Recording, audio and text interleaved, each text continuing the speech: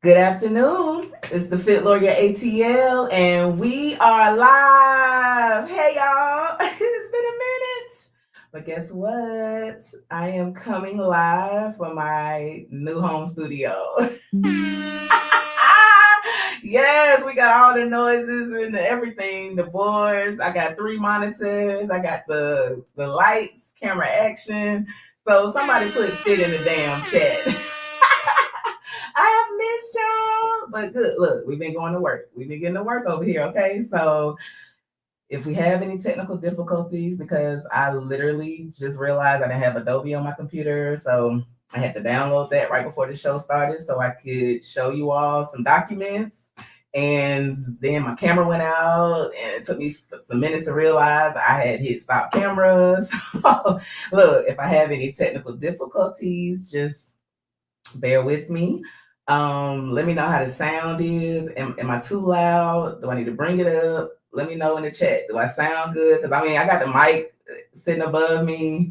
The visual quality is 10 out of 10. I love it. Thank you so much. Look, Lee's course is amazing. And he has a whole section in the course about your equipment. Fit literally printed out the list and I ordered everything. Like, I ordered shit that I still haven't even opened. Like, I don't, he was like, go on Chat GPT and learn how to use it all. I had to get my photographer friend to come over to help me set up the camera and the lights because I don't know anything about that. They are like stuck in their place they're gonna be. All I gotta do is turn them on. It took me forever. I have like 15 extra HDMI cords because you have to have the right size cord. They were too short, too long. Like, whew, and I have 3 monitors, so I'm still trying to figure out where I need to have you all so I can see the chat. Okay, so I'm gonna put you all on this monitor so I can see what everybody's saying. So yes, thank you so much, Miss 86 Corp. Okay, that's Scorpio in the house. I already know. So thank you so much for that. Who else we got in the house? Let me go all the way back up to the top. Lovin was the first person in the chat saying hello. So hello to you, Lovin. If y'all see me looking up, it's this monitor that's in front of me. So look, I'm gonna try to remember where all I need to look at, but I'm so excited. I'm so excited. So I started ordering equipment over the Christmas break, and it just took a minute for me to just have time to set everything up. Shout out, here comes drama. She says, hello, Fit Fam. Friendly reminder to like, subscribe, and share. I know she had an appointment, so she'll be back in the chat around 2:30. So thank you so much. Here comes drama. She's always so supportive. One of my first mods. She also always reshares my post on Twitter when I do post. So thank you so much. Here comes drama for always showing so much love and support. Trakisha, shout out to Trakisha McNeil. Hey, Fit and Fam, I'm listening, but not in the chat. Thank you so much. See, like I'm off today. So Fit closes the firm when the courts are closed. So we were closed today. So I was like, I hit up our guests and I'm like, okay, I know courts closed, you off, I'm off. So let's finally make this happen because this has been in the works since like December. But honestly, like after the first trial ended, kind of YSL kind of died off a little bit, right? But some things have happened recently. So I definitely wanted to bring our guests on so we could chat about that. Shout out to Miss Jackson. She says, hello, Fit family. It's so nice to be back in this space. Yes, it is. Shout out, Miss Jackson. Very big supporter. I do greatly appreciate all your support. Who else we got in the chat? We got 901 Don Diva in the chat. Shout out. Oh, I just realized I didn't even do a banner yet for this. I gotta go back into my banner, so I'm gonna get that done. Who else we got in the chat? Lisa Snipes. Shout out Lisa. Lisa is one of the ones that's always here supporting. She says, hey there, everyone. Who else we got in the chat? Oh, thank you so much. CBBJ Candace says the audio is great. Thank you. Oh, I'm so excited because I can't really, hear how I sound. I won't be able to really tell until I go back and watch it live. So thank you. Shout out to Mix Chick. She is a member on this channel. Shout out, sis. She says, hey, the Fit Lawyer ATL in chat. Thank you for joining. We shout out to Mark H10 says, congrats on 10K. I recall when TLA sent us over when you had a few hundred. You really have made your success. Congrats. The audio has an echo. Uh-oh. Does it have an echo, y'all? Is anyone else hearing the echo? Let me know if anyone else hears an echo, or I'm praying it's just Mark. Nobody else hears an echo. So let me know. Let me know. Shout out Keita G in the chat. She says, hey, Fit. Keita, you off today? I know you corporate attorneys don't really work around the court schedule, so you may have had to go in today. I'm not sure. Keita G is a corporate attorney up in Boston. Shout out Keita G. She always shows the channel love. Y'all are coming in. I think we got 103 in the chat. Shout out. Just Lee, Mixed Chick. At Mixed Chick, she was speaking to her, but thank you for joining us. I see y'all talking in the chat. I love it. The community here is amazing. Okay, so Miss Jackson says the sounds great, looks great. Thank you so much. So Mark, maybe the echo, maybe it was on your end. I'm not sure. Come out, come back in. What up, Kia? Elder 305 says, hey, Fit. So yes, y'all coming on in the room. So excited.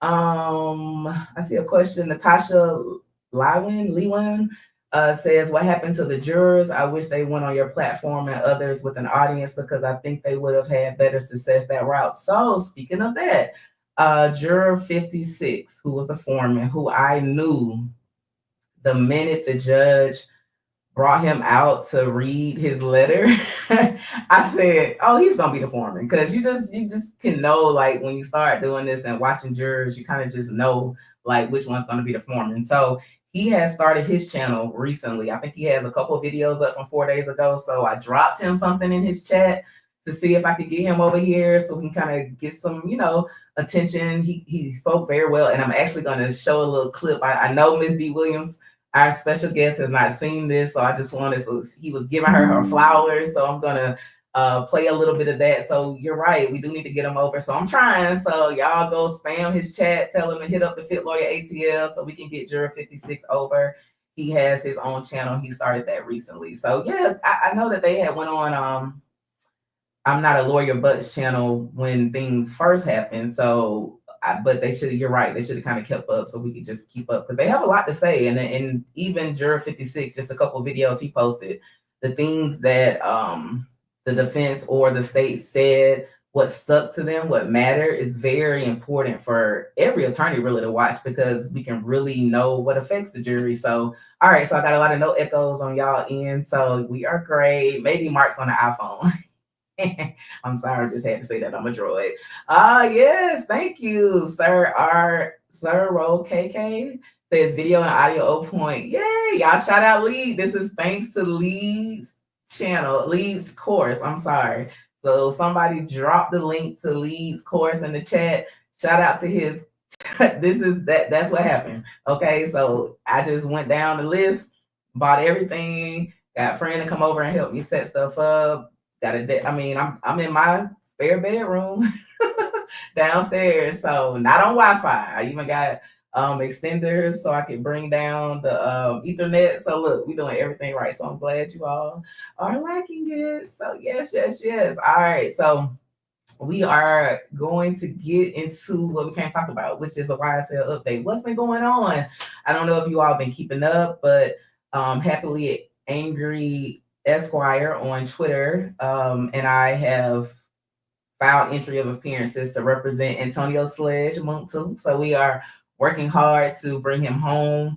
We will be visiting with him this week, so I'll have an update on kind of like, how he's doing. But let me tell y'all, every time we talk to him, he is in such great spirits for what he has gone through. And so that's just really a testament to his character. Who I don't know the Antonio Sledge from the back, the stuff that they were talking about in trial, but the person now, his spirit, he just is. It's amazing every time I talk to him, because we come into the situation upset with what we're finding, so disappointed in what's occurred, just so upset with the injustice, and he has a smile on his face and a positive attitude, and it's just really amazing to see. So he is in good spirit. So y'all we're just gonna keep saying free Moon till we can say it backwards, and we're praying that that is going to be soon. So, okay, so finally Adobe is popped up over here. So I can show y'all some docs soon. But without further ado, we got a special guest in the house. So I'm not sure. A lot of y'all tuned in to watch the YSL trial and you saw Young Thug was on trial, but there were 28 defendants in this case. And there was the youngest defendant in the YSL case, and that was Rodalius Ryan, aka Lil Rod. And he was represented by Miss Angela D. Williams.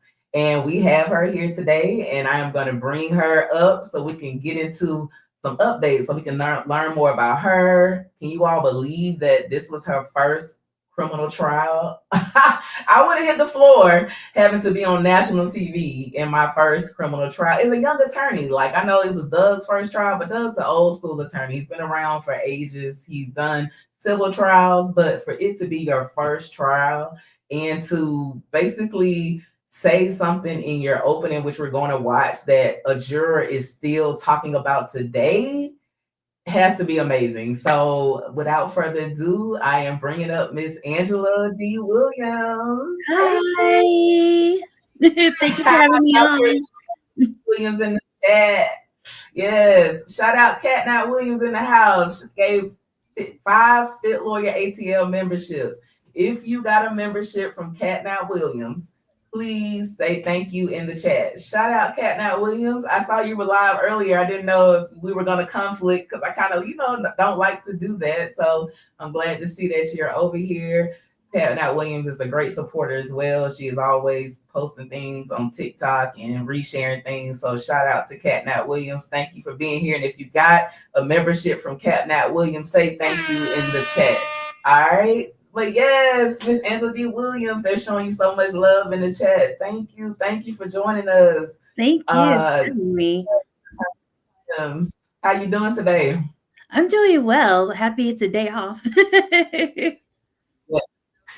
Yeah, so we don't have to be in court today. Oh, you know what? That's not what I need to do. I need to turn up my computer so I can hear you. Okay. Say can you hear me? Am I good? Yeah. There we go. Alrighty. So yes, we got 143 in the chat. Make sure you all are hitting the like button when you come in. Miss D. Williams is here. How you doing today? I'm doing well. A little nervous. Can't wait to see what this juror said. Yes. It to you. But yes, girls, talk about nervous. Look, I was telling Miss D. Williams as we were finally scheduling the time yesterday, I was like, girl, I get so nervous before I go live every single time until I hit the button. Like before I hit the button, I'm a nervous wreck. But once I get on, we're good. So we're nervous together. So this is going to be amazing. Kia Elder 305 says 2 beautiful Black female attorneys. Look at God. Okay. Yes. Shout out Black. Yeah. Shout out to the Black female attorneys. And I was thinking, like, as I was getting ready, I have my shirt on too that has all the Black female attorneys that have been on television. And just growing up, that's all we got to see was the fake attorneys on TV, right? We did, as far as Black women, right? We got to see Claire Huxtable, who we never saw in court. I think maybe like once. Max, we would see her kind of do her thing on Living Single. I love Maxie Shaw. I love Maxie. I still watch Living Single to this day, but to actually be a part of something that was nationally televised, to actually show young Black girls like a real Black woman attorney in the courtroom was amazing as a defense attorney, because I mean, outside of you and Miss Westmoreland, right? Y'all were just me. It was everybody. Look at this. Look at this. Look, she didn't even know I'm giving her flowers. I'm talking about you. I'm talking about you. Yes. They were able to watch you in a major Rico trial. Like, for your first time, you cross-examining witnesses. I mean, you told the jury, basically, we're about to watch a circus, and that's exactly what it turned out to be. It very much was. I didn't know it was going to be that bad, but that turned out to be very much that. Yeah. So tell us about yourself. How long have you been practicing? Where you from? I'm from California. I was in the military, made my way to Georgia, been practicing since 2019. I was in the PD's office in Clayton County, and then I went to a law firm in Gwinnett County because I needed more money. And then I just started my own thing. And then the Okay. same year I started my own law firm. That's how I got this case. I did not know it was going to be all of this. Yeah. You had no idea. I well because I feel like I'm ignorant. I feel like if you're from Atlanta or Georgia, you definitely know who Young Thug is. But if you're not, maybe not so much. And I listen to like all types of music. I think it's a common thing with millennials. We're into everything. And right now I'm Yeah. really in my K-pop bag, so I didn't know who he was. Oh, I think your audio, the Wi-Fi or something was glitchy. What Yeah. was the last part you said? Uh, I'm really into K-pop right now. So I didn't really know who Jeffrey Williams or Young Thug really was. So that was my I fault. mean, well, okay, so had you known, would you have taken the case in the fashion that you got the case? And we'll explain how, but like, had you known who Young Thug was and how big this case was going to be and that you were going to be going to court daily for a year, would you have accepted the appointed case? I don't think so. I don't think I would have really had to have some time to reflect and realize like what it would actually look for me in the future. Because Mm-hmm. if I would have known it was going to be like a 2 year long case, absolutely not. And I think Yeah, that was the yeah, problem that I guess more seasoned attorneys knew. Like, I don't think anybody knew it was going to be 2 years, but I think they knew it was going to be a long trial. yeah. And we're gonna get into how you were assigned the case. But I want to back up because you kind of ran through the military part, and I'm like, wait a minute, like, hold on. Let's go back. Let's go back. So you were what branch of service were you in? The best branch, the Air Force. Okay, okay. Somebody put the Air Force in the chat. Okay, shout out to the Air Force. I hear you. And did you go into the Air Force directly out of high school? I did because my reasonings in life are I was just I had nothing else to do. I didn't know what to do with my life, and I wasn't sure what type of career I wanted. And my parents were very much against it. And so I was like, you guys are against it. I'm doing it. So I joined the Air Force. My dad said if I had to join any military branch, it could only be the Navy or the Air Force because he was in the Army, but way before I was born. So I don't know about that life. Okay, okay, Yeah. okay. Everybody So likes you the Air Force. enlist out of high school, and where is there? I guess you have to go to boot camp and stuff first. Like, where does the Air Force? Where do they do that at? So the Air Force only has one boot camp, unlike the other branches, and it's in Texas at Lackland Air Force Base in San Antonio. Okay, Yeah. okay. So after you go through boot camp and are in the Air Force, where are you stationed? Like, how many years did you serve? I was so mad. The one time I should not have listened to my parents again. I could have went to Japan, and my dad was like, "No, I don't want you to go overseas. I want you to stay safe, and I want you to stay in the America. So do not go to Japan." So I got stationed in California, where I'm from. I was so mad. I was so mad. You're like, I signed up to get away, and I came right back home. Get right back home. I was so mad. Oh my gosh. And then the whole time I was in the military, I was trying to make my way to Japan. The closest I got was Korea. I'll take it. Okay, well, that was nice. So how Yeah. many years did you end up spending? Just 6 years. 6 years. Okay, Yeah. good. Well, thank you for your service. Thank Thank you. Thank you. you for this. If I would have Yes, gotten y'all say Japan, I probably would still be in.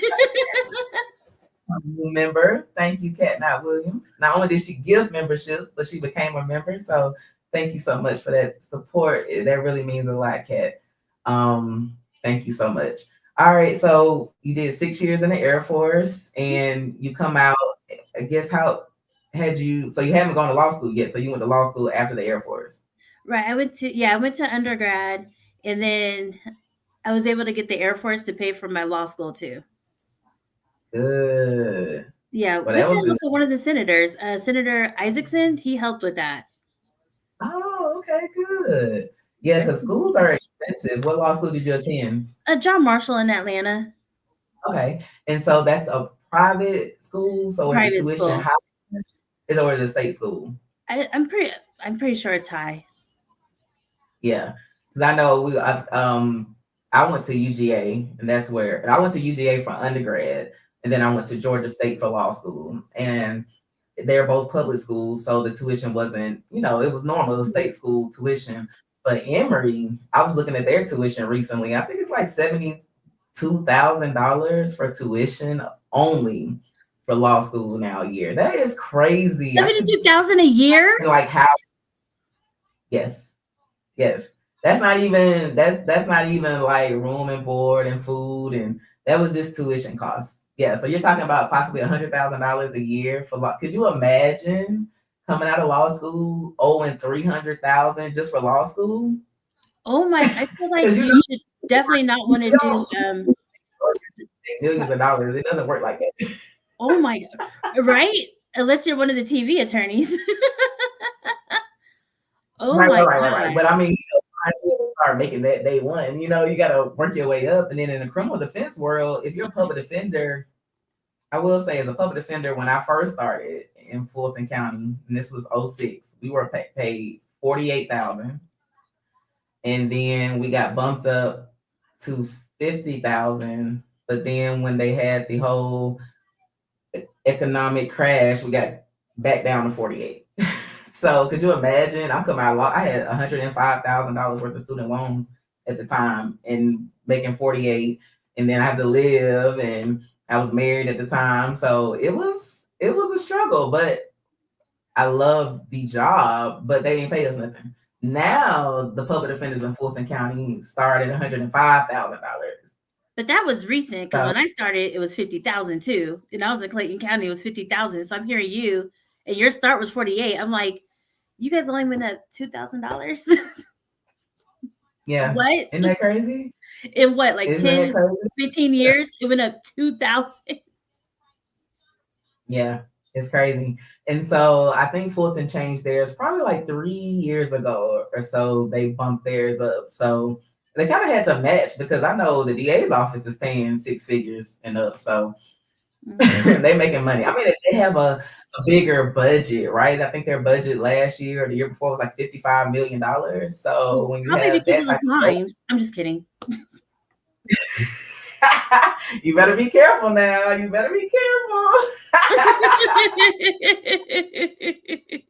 Yes, yes. For always, forever, for life. 2006, September 1st is when I started. 48K. Yes, ma'am. And I was happy. I was happy only because it was my first real, criminal defense job post law school. And that was the standard. So it's like it was like going into teaching. You knew going into a public defender that you weren't going in it to make a lot of money. It was just to really get the experience, because I was in court from day one. My first day on the job, I got a folder, I watched, and the next day I had my own cases, and you're learning. So you really get great experience. So it's amazing job to have. And I love helping people. I'm a bleeding heart. So it was an amazing experience. So I wouldn't trade it, but no, no, it was 48, not lying. Oh my As you god. heard Missy, when she was in Clayton County, it was 50. Yes, it's a little more now, but they're not the corporate jobs like Keita G. I know Keita G was making probably, I don't know, she's up in Boston, so maybe 200,000. Those corporate attorneys, when they work 80 hours a week now. So it's not like we definitely don't work the hours. However, the pay though is much higher as a corporate attorney starting out than criminal. Let me see. Yeah, they don't get Oh any type of vacations or anything. no, I mean, no, they could take them, not but at I all. heard they have to be on call. And I'm like, that's not a vacation. Not at all. But it's so funny you say that, though. I remember my first interview was at a criminal defense firm, and I was just so excited to be an attorney. I just really wanted to practice, really wanted to be in court. And they had this phone, and they were like, "Well, we have a phone." I was like, "I'll take the phone every day. I'll take it home. Like I'll be on call." People used to call me when the police would pull them over, and I would jump up and get dressed and run down to the jail, like, "I'm here to see such and such." And then you slowly realize it doesn't work like that. There's Right? nothing And you you can can't even do. do anything. You can't do anything. You have to wait, and then you have to get discovery. We see discovery, you're like, wait a minute now, something's not right. But as a new attorney, I didn't know. I was just like, I'm just ready to go save the world. Just give me the phone, give me the back line. I'm ready. Yes. All right. So, John Marshall, and when did you end up? What year did you come out of law school? 2017. And then I took some time off because my favorite aunt died. And then my dog died. So I took some time before I took the bar because I was not in the right state of mind. I knew I wasn't. And you really do have to be in the right state of mind because the bar, if you don't pass the bar exam, you don't get to practice law. So this is not something where you go to law school and because you put in the time and the $300,000 if you're at Emory, that you can just go practice law. If you don't pass this exam, this 2-day exam, right, then you don't get to practice. So it's a really big deal. And I know when I took it, I was just like, I'm only taking this once. So I totally get that you had to get in the right headspace to do this. So what year did you actually take the exam? 2018 and 19. I had to take it twice because the first time I took it, I had a terrible allergic reaction the night before in my hotel, and my whole face and body was swollen in hives. And so I had to take some Benadryl, and I was very groggy, very much under the influence taking the bar. And that would do it. That would do it. That would do it. Yes. So what did you say? Like in one of the hotels around near? Because I know I took the bar. It was like out by the airport. Was it still done out there? It's still there, and there's a hotel like right next to the. It's not the Georgia World Congress Center. It's like the International Convention Center. Yeah, it was a hotel connected to that, and yeah, that was. Yeah. I was such a mess. I was such a groggy mess. Oh, I can only imagine. I'm surprised you even still try to go through it because I mean that was just such a traumatic experience the night before. That would have just thrown me all off. Well, I mean, clearly it did. I didn't pass. But you have to pay all that money to take the bar. So I was like, oh no, we're gonna see what this is like. I'm gonna sit here. I'm gonna do something. Yeah, that's true. So then the next year you take it. It was right before COVID, so you didn't get into the whole COVID mess of taking it online and all of that stuff. Okay. So the last real bar exam. Right. So I guess so. It's 2019. Then I did it in February and July. Okay. There we go. Okay. And I always hear the February is harder anyway because it's less people that take it. So then the curve is a little harder. So I've heard a lot of people. I know some people that have failed the February and passed the July. So yeah, that's when I did. I did take it in July just because I graduated in May. So and then when you take this test, it's 2 days.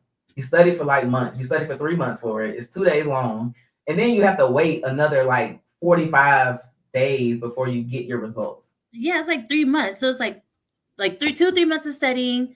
You take the bar, like maybe like a month, you're like, okay, I took it. And then 2 more months, you're like, did I pass? Yeah. I remember my results came out Halloween of 2005. And I was actually moving because, so where'd you go? I go? I know, right? I don't know. Something happened with my camera. Okay. I know. I'm like, don't do that again. No. So I was moving, and so I had everything packed up, and they send you it's online like around 4 p.m. or they'll send you something in the mail where it's mailed out in advance, but the post office is told to hold it until that day so everybody can find out at the same time. So I'm moving, so I'm not in my mailbox. My laptop's packed up, and so my homegirl Jennifer, I went to school with, she calls me. And she's like, Tim, do you want to know if you pass? I'm like, yeah. Okay, hold on. Okay, hold on. Yeah. Okay, yeah. Wait a minute, hold on. Because I'm like, oh, this is life changing. Because if you don't pass, you can't practice law. Right. And so I'm like, okay, tell me. And she's like, okay, your name's on here. I was like, okay, log out, log back in, and make sure my name is still there. Like, I need to make sure this is for real because this is like a lifelong dream. Yeah. Amazing. So you get the news that you passed, and are you working at that time or? Oh, my friend actually came over to the house and he recorded me when I got my results.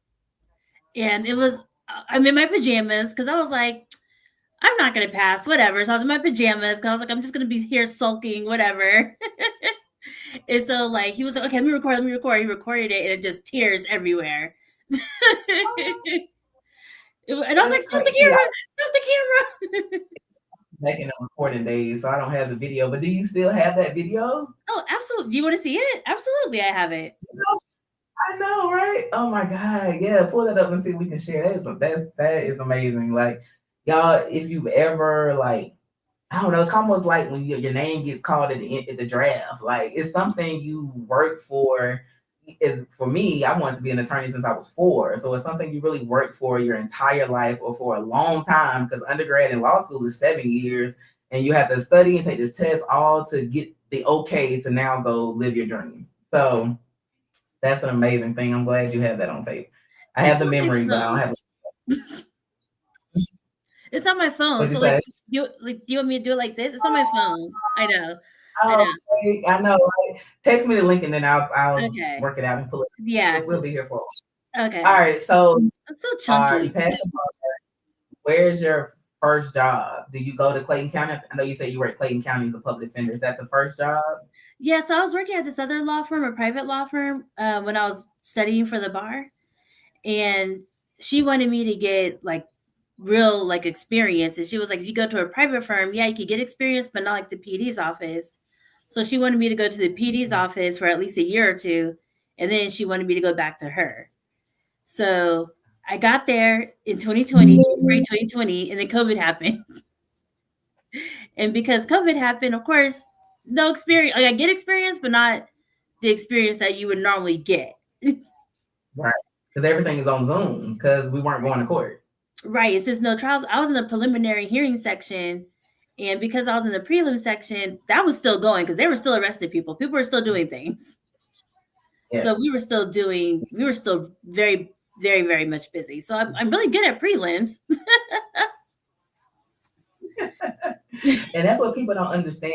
I tell people like all the time. I was just talking to someone a couple of weeks ago that the court system shut down for a year in the sense of they could not indict cases. There was a Supreme Court order put out that no indictments, so because grand juries have to be impaneled to indict people. So that means that people have to be in closed spaces. So we couldn't do that for an entire over a year. Right. So cases can be directly accused, but you already know once people got the okay to take off, they took off. So cases were not getting accused, they were not getting indicted. However, like Ms. D. Williams said, they were steady getting arrested. People, so we had to have first appearance within 48 to 72 hours of your arrest. And when you have prelims, now those got backed up in counties as well. I know in Fulton, it got to be maybe like a 4 to 6 month wait on a preliminary hearing. The same for the cab during COVID. So while they were occurring, I think that's about the only thing Clayton County kept up with was first appearance and preliminary hearings because everything else went to hell out there. During COVID since they have not recovered. Okay, like if you get in trouble in Clayton County, like Right. I mean, if you're I paying mean, people just $50,000, who's gonna stay? that's true. You can't keep people. I mean, when you go to Clayton County, it's like a ghost town. Like they don't. It's like maybe one person in the clerk's office, and it's just stuff piling up. It's really scary out there. So that's a whole nother. That's how I can do a whole live on Clayton County. But anyway, so you're not doing anything but preliminary hearings and first appearance, and then you say you opened your own firm. So when did you start your own practice? Let's see, 2022. So I went to another firm in 2021. Okay. It was family law and like traffic tickets. So that was my first time Okay, and getting traffic tickets. that's where you met Lee, right? Yes. Yes. Look, is nosy. So look, I hear things, I hear some stuff. So that's why okay, so that's where you met TLA. All right. So y'all somebody put TLA in the chat. So all right. So when you're now when you were there, did you do any divorce cases or were you still like I think you said you were doing traffic tickets? Were you just on the criminal side? No, because I apparently I had to do both of them. So I was doing family and the criminal. Okay. I will never do Okay. family again. I will never do that again. I can say that with my whole chest. Never, ever, ever, ever, ever, ever, ever again. Me neither. I did it for 10 years. Oh, I don't see how the lead attorney does it and he's so excited about it. Like, the fussing and arguing over furniture, The dog. just pets, collections of things. Like, y'all will be surprised. Like, go check out the lead attorney just did an amazing live the other day about prenups. Y'all go check it out because somebody wanted the mods. We could drop Lee's channel in the chat. TLA gave me the TLA effect back in October. That's why we here. Ah, So okay. yeah, oh yeah. We'll talk about that later. But so yeah, it's like you just oh shoot, I started talking about that. Dog, I forgot that quick where I was going with this. That But will anyway, never I'm be not family doing law. I can't believe you did it for 10 years. I did. And you know what? I got caught up in wanting to help people. So it started with helping a family friend and helping a friend that I knew do a child support case or helping somebody I knew go, work out this type of case. And oh, it's a divorce. And everybody always comes to you like, it's simple. We got everything worked out until the paperwork get filed. And then you're in court arguing for 2 years over stuff. I mean, I remember my first mediation lasted 7 hours and they ain't had no kids. They was arguing over furniture for 7 hours in Fulton County mediation. And we were like at the free mediation. So you already know I was super pissed. Because I mean, it's free. So they're going to be here all day arguing over furniture. Like people are horrible when they go through divorce. So I don't have the emotion. I don't have it. I didn't have the patience. They don't listen to you. They you can't tell them nothing. You tell them this is what you need to do to make sure you win and get custody. And then over the weekend they do some stupid shit, and now you're losing because the pendulum swings the entire case. Right. Don't let the kids be around the girlfriend. Don't let the kids be around the girlfriend. Kids go to the mom's house. Oh, we met the girlfriend. Here we go. New chick. Now it's a big issue. And I'm like, oh my God. You keep trying to tell parents, look, you can't control that because y'all aren't in a relationship. That's what happens in a marriage. You're not married, so you can't control that. But I just couldn't do it anymore. So kudos to Lead, and I know some other amazing family attorneys, and we're gonna have them on here to talk about some exciting celebrity cases as soon as those cases resolve. But in the meantime, shout out to them because it's not my ministry. I like my the cases, the facts stay the same. Okay. When I get a criminal case, when you get arrested, the facts don't change. You can't add any more to the case. Like the facts stay the same. Unless you get a case like YSL that Miss D. Williams had a privilege of working in, where they keep adding shit even during the trial. Right. I thought discovery was closed. Like, oh no, they have an exception. I'm like, where do we do this at? What is happening? Why? What? And everybody's like, I promise you, your next trial won't be like this. There will never be another trial. Do not worry. They're like women who have that tough pregnancy, and they're like, I'm never having any more kids. But it's like, they're telling you the truth. I've been practicing for 20 years, and I have never seen a trial that went the way the YSL trial went. So we could probably put money on the fact that you would never experience anything. Even when I had Mr. Adams on that represented Young Thug, he was like, he's been practicing longer than me. He's done way more trials, and he was saying stuff in this trial that he hasn't seen. So it's not the norm. I think anybody can tell you that watch trials on YouTube that the YSL trial was definitely not the norm. And shout out, we just hit up the numbers going 200 in the chat. So wow. The like button. I got 145 likes. Y'all be on it. Like, shout out to the chat, to the supporters. I really don't have to beg for likes. And y'all come in, y'all say hello and hit the like button. So shout out to the chat. I'm thank you. Chat. Yeah, shout out. So now so you leave the family firm and you start your own practice, which is called the Supreme Law Firm. Okay, there we go. All right. Y'all put the Supreme Law Firm in the chat. So you start this firm, and how long is it open? Because I'm thinking about the time. You said 2022, you were at this other YSL indictment is in 2022. So how long was your practice open before you got the call about this case? I opened my firm in like April. I think the indictment came in May. Once again, do not know Jeffrey Williams. I don't really watch trials like that, so was not paying attention. I was just like, oh, that sounds like some news. It kept it pushing because I'm in my anime and K-pop bags. I don't care. And I'm trying to get You're my own like, clientele. So I'm like, whatever. I'm doing immigration. So then I go to there's somebody I knew in Clayton County, and she's in charge of assigning cases, of appointing cases from this YSL thing. And so she was calling. They were like, "We need attorneys so bad. I know you just opened up your own practice.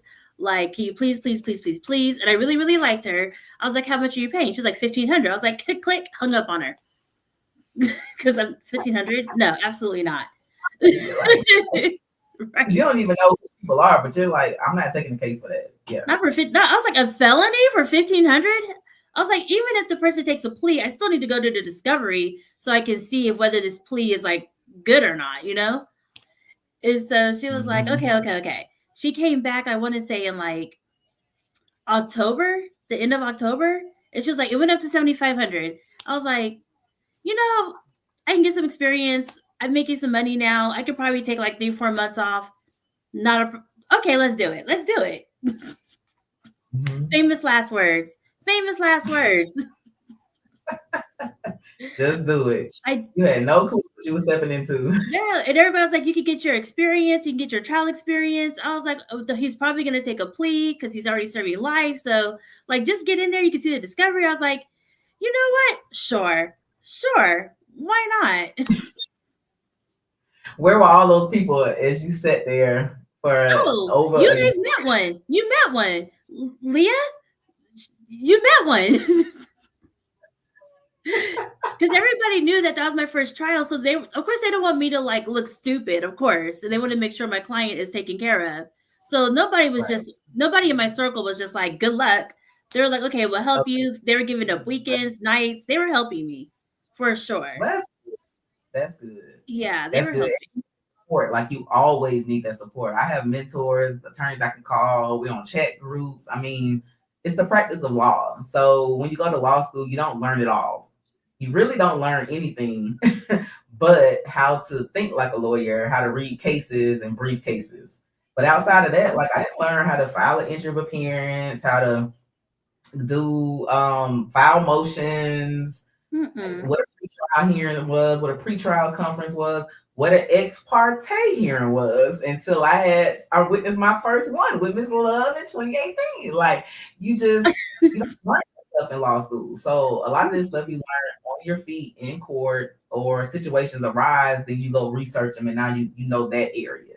Right. So how many criminal cases had you handled that went to trial or even went to motions hearings prior to this YSL case?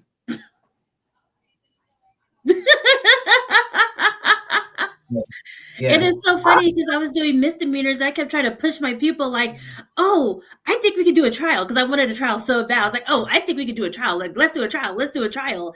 They were like, oh, well, I don't think I want to do a trial. I'm like, come on, let's do a trial. Let's do a trial. They were like, no. I was like, it's up to the client. So I'm like, all right, no trial. Okay. And I'm so Then glad this you said one was that like, because I want to go to trial.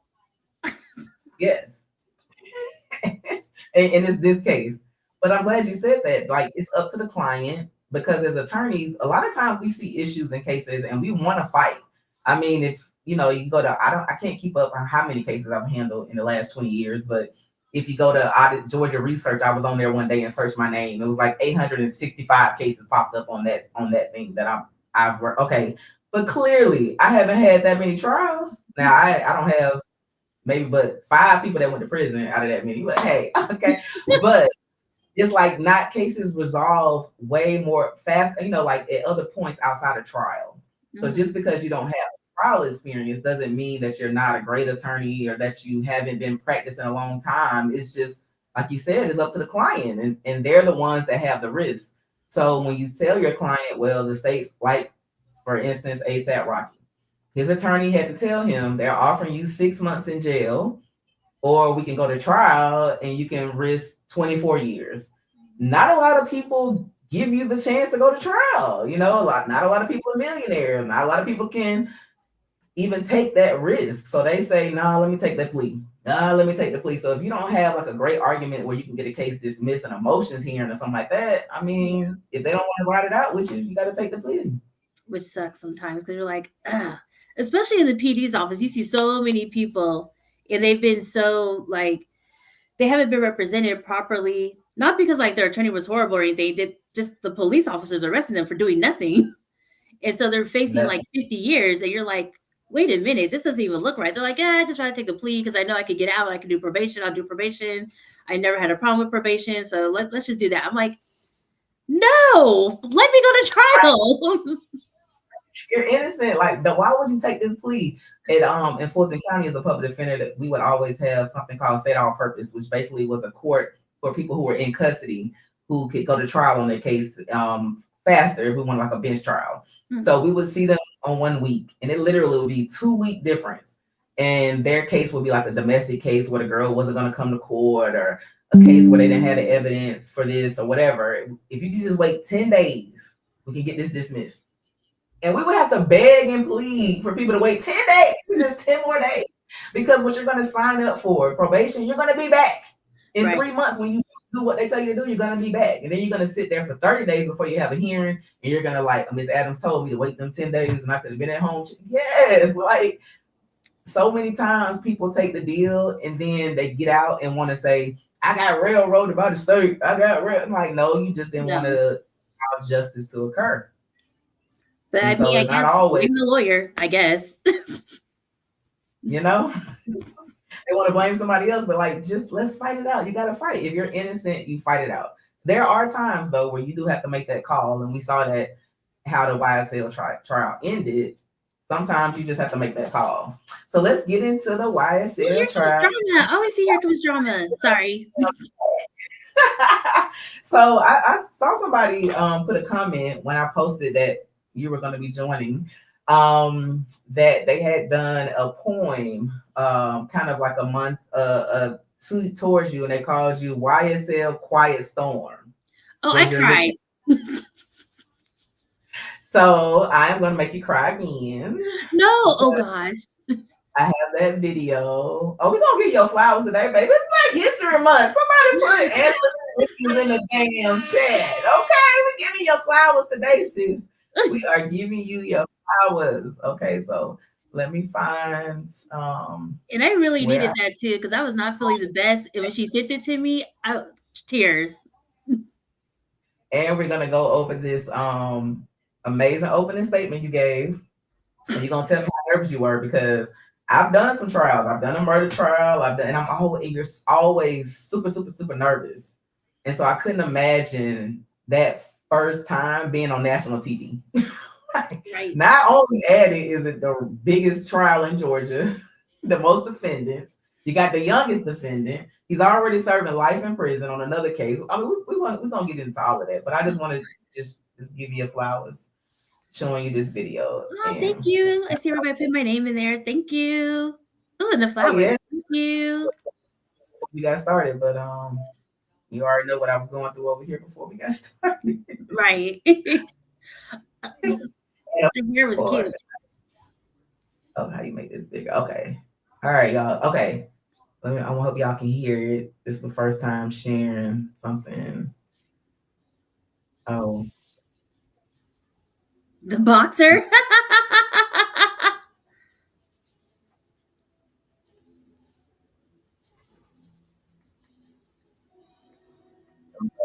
Okay, here we go.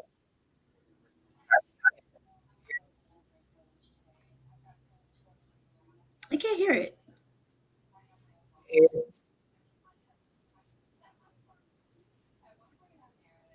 Okay, I think it's something I'm supposed to hit when I to present. Hold on 1 second. I'm gonna show my trainer this, but look what work we put in, because you can see my face now. Okay, yes. Okay. Is it this one? I think I have to share it this way. Cat Not Williams says share it as a tab, not a window. Yeah. I was just remembering that, Cat. Thank you so much. And that's the wrong one. I did. Girl, I got so many pulled up now. Okay, yep, the tab.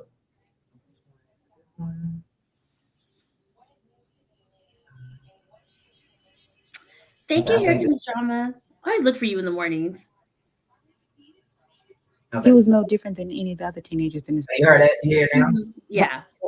Williams, aka YSL, the Quiet Storm. As she approached the jury, she explained who her client was and the young life he would not get a chance to live. How he was a victim of circumstance and how he had been locked up like an animal when he was only 15 years. He was no different than any of the other teenagers in his neighborhood. He wanted to be accepted and loved. He was simply misunderstood. It was those who preyed on him and took advantage of his undeveloped mind. That is why he felt trapped and lost inside. They didn't care about him and showed him no love. He had no idea that one night of hanging with people he barely knew, that his fate would be the life sentence with an additional 25 years to do. He went from infant, toddler, child, teenager, and a man in 15 short years. The rest of his life he would live in a cage, scared, alone, and in fear. With tenderness in her heart and motherly love, she made it clear that the state had gotten this one wrong right here. They failed this child and justice was not served. They locked the child up with no physical or video evidence, with the word of one witness, a known serial liar, not to mention a lead detective who has a history of not even doing the bare minimum of his job. She advised us to get some popcorn and grab a seat because it's the Honorable Angela D'Williams.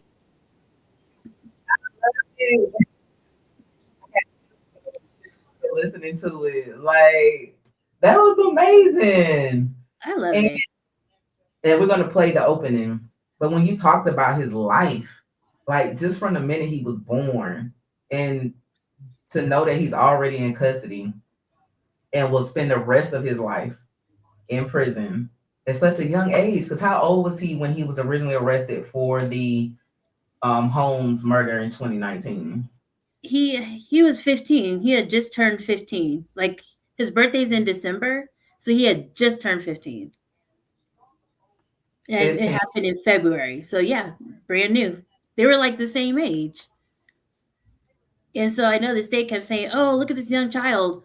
Right, look at both of these young children. It wasn't just one. Both of these young children. And your officer wasn't even able to do a thorough investigation because he didn't care. And think the thorough investigation. Like how many times have you seen, like people think they see TV and they think that when we get these cases that we're getting 8 terabytes of evidence on every case, so that we got forensics and we got all of this like it's a case file. Please let them know, like, what do you mostly get when you get discovery? How many pages? Maybe a 2-page police report. Maybe if there's a body, the autopsy. Yes. And y'all, this discovery that we get is minimal. Like the investigations that the police do on these cases is minimal. Like I I just got to watch. I have a case where my client was, when the police arrived to the scene, he appears dead. He is on the floor in a pool of blood. They immediately arrest another gentleman in the home. Tell me how 30 minutes later, gentleman is released and my client is taken to Grady in custody when he can't even talk or be interviewed about what occurred. And they took the statement of 2 people in the home who had 30 minutes to get their story together before the police. Okay, my police report is 1 page. Everything else I got on body cam. And now my client faces 20 years in prison. And that's the investigation. That's it. That's it. That's it. I hate it so much. Because even with my client's case, like I actually went to the scene. It was like this. It was a paragraph. Like it was a shooting investigated by APD, and this was the police report. Like I feel like you get more information for like location, other people's names, and they're like, we don't want to give you the phone numbers. We're gonna black that out for you. Good luck finding it. We know you don't have any investigators. Yeah. Have fun. Have fun. Yeah. Good luck. Here's a witness list. Here's the indictment, and here's this 2-page police report. Go. I have a case down in Washington County. When I got the case, she gave me discovery. It literally was just a police report. I said, do you have your body cam, dash cam? Oh, I'll have to get that ordered for you. Like, you wasn't already provided as part of the case? Right. How about I get some drug labs? Oh, let me go order those. So you had an offer on the case and you didn't even confirm if the drugs were real? Right. This is happening every day in every county. And to know that Rodalius Ryan was arrested at the age of 13, no, you said 15 was when he was arrested, 19. And I heard the testimony of the witness. Mariah the She liar. actually to admit on the stand that she changed her story and added your client after the detective, and to know that this can be the truth and somebody still be serving life in prison is ridiculous to me. The fact that a 15-year-old can be sentenced to life in prison, your brain doesn't even fully develop until you're 25. Especially a boy. So take us back to, and I know you didn't handle the 2019 case because you weren't even a lawyer yet. It wasn't. So your client, Rodalius Ryan, was the youngest defendant in the YSL case. He was only charged in one count, Rico. And they charged him with Rico. How were they alleging that he was a part of the Rico? They were trying to say that this murder was to show the power of YSL the gang. Right. And I was like, okay, so clearly I'm going to see something in these transcripts or something. The gang charge that they had initially was null pros, which means it was dismissed. So of course they can't bring that up again. So they were like, you know how we're going to get him? Rico. Because I think maybe that he might have been the youngest person on the medical examiner's slab. And so they wanted to mess with the jury's emotions and not facts. Right. The victim in the Mr. Holmes, how old was he when the incident occurred? He was a newly turned 15-year-old too. Like they were both 15 years old. They were both really, really young. Mm-hmm. And when you run in the wrong circles, I mean, things happen. I know I was reading the police report and I know the mom was saying how her son, he had an ankle monitor on. And the mom didn't want him released from juvenile detention because she thought something would happen to him. So I don't know what was going on there. Of course, I didn't talk to the mom, but something was going on where she felt like he was safer incarcerated. Wow. And those are the people that Mariah the liar was hanging out with. And apparently she said like the other witness was homeless. I'm like, she just kept coming out with random facts that just didn't make sense. And I was like, I'm not going to get into you because there's no point. That trial is already over. Right. The trial's over. I think the jury knows you're lying. And I feel like if I drill into it, they might start paying attention to your lies and be like, well, maybe she is telling the truth. No, I'm not going to give you any shine. We're done here. Get off the stand. Exactly. And now his 2019. You're gone. Something happens over here that keeps triggering this stop cam button. So we have to figure that out. Sorry about that. Thank you. So 2019, he's arrested for the murder of Jamari. Is it Jamari Holmes? Jamari Holmes. And he goes to trial on that case and is convicted. Now, is his life in prison? Is it with parole or without parole? It's with parole, but it's life plus 20. Oh. Right. So he has to serve 50 years before he's even eligible for parole. Yeah. So I mean, you might as well just say not really.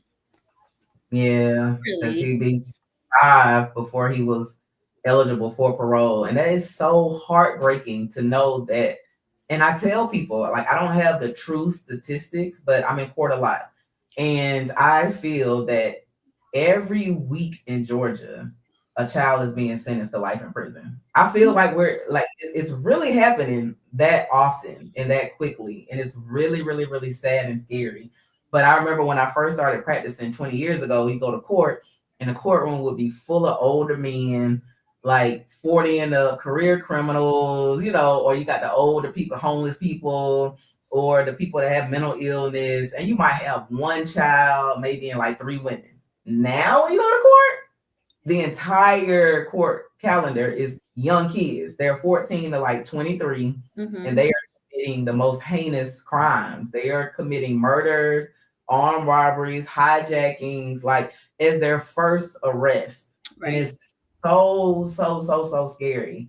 and we need to just continue to publicize like what's happening to these kids and hope that that will deter others, because Rodalius Ryan is not the only one. He was the one that week. They just had 3 teenagers in Gwinnett County that were found guilty for killing the coach during an attempted robbery.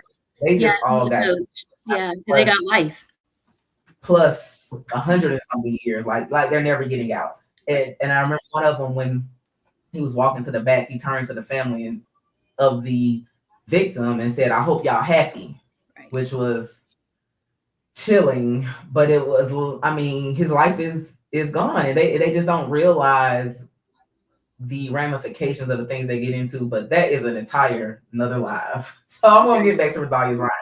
So Mariah the liar was able to just say things and make up things on the stand. They got convicted, so he's got life plus 20. And so he comes to this Rico case, and the YSL, does it even matter? Like, why is he even a part of the indictment? Like, does it even matter? Right. And that's what, so I think that's why the person who gave me the case was thinking he'll probably just plead because he's already serving life, so who cares? And then he was very adamant. No, we're taking this to trial. And so I'm going through discovery, like really going through it. And the more I'm going through it, the more I'm like, some of this stuff isn't really making sense to me. And unlike most clients who are, incarcerated and we have to like go to the jail to visit them, he's sitting right next to me every single day. So I can just ask questions. So I'm going through discovery. I can just ask questions like, hey, what's this? Hey, what's, like, I can just ask like on the spot, which is great because that usually never happens. Yeah. And the more I'm asking, the more I'm like, this is not making sense. I was like, if I'm thinking it's not making sense, I was like, okay, strategy. I was like, we're just going to like maybe like scratch the surface on this because I don't want the jury to think that this is important, because I just want people to hear your story, and then hopefully social media would do the rest. Yeah. And so they charge him, and there's a lot of people caught up in this indictment were like this. So he's already in prison for the 2019 killing and is indicted in the Rico due to the 2019 killing. So how is that not double jeopardy? Yeah, so that's the crazy part. So because it happened in 2019, we know it happened in 2020, so he didn't get to go to trial. So he literally didn't go to trial until October of 2021. And then the indictment came in May of 2022. So he hasn't even really been to prison yet. Like he just got to prison and came right back to Fulton. Oh, got you. It was okay. I didn't realize it was that quick. And let me pause and give a shout out to Here Comes Drama, who has gifted 5 Fit Lawyer ATL memberships. Y'all put Here Comes Drama in the chat. And if you receive a membership from Here Comes Drama, make sure you thank her in the chat. Shout out, sis. She said she was coming back. She came back and came out here gifting memberships. Thank you so much. I don't know if you were here earlier when I gave you a shout out, but I do appreciate all the support. You always show me, you always reshare anything I post on Twitter, on X, whatever we call it. And you're always so supportive in the lives, always gifting membership. So shout out Here Comes Drama. Thank you. Thank you so much. So if y'all received a membership from Here Comes Drama, thank her in the chat. I see a thank you. Yes. Thank you so much. All right.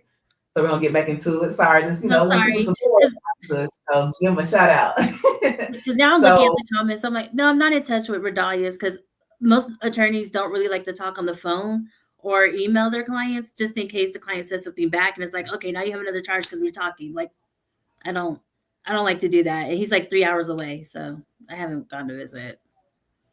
Yeah. Okay, so Mr. Big Play Bray says, I was in court in DeKalb County 2001.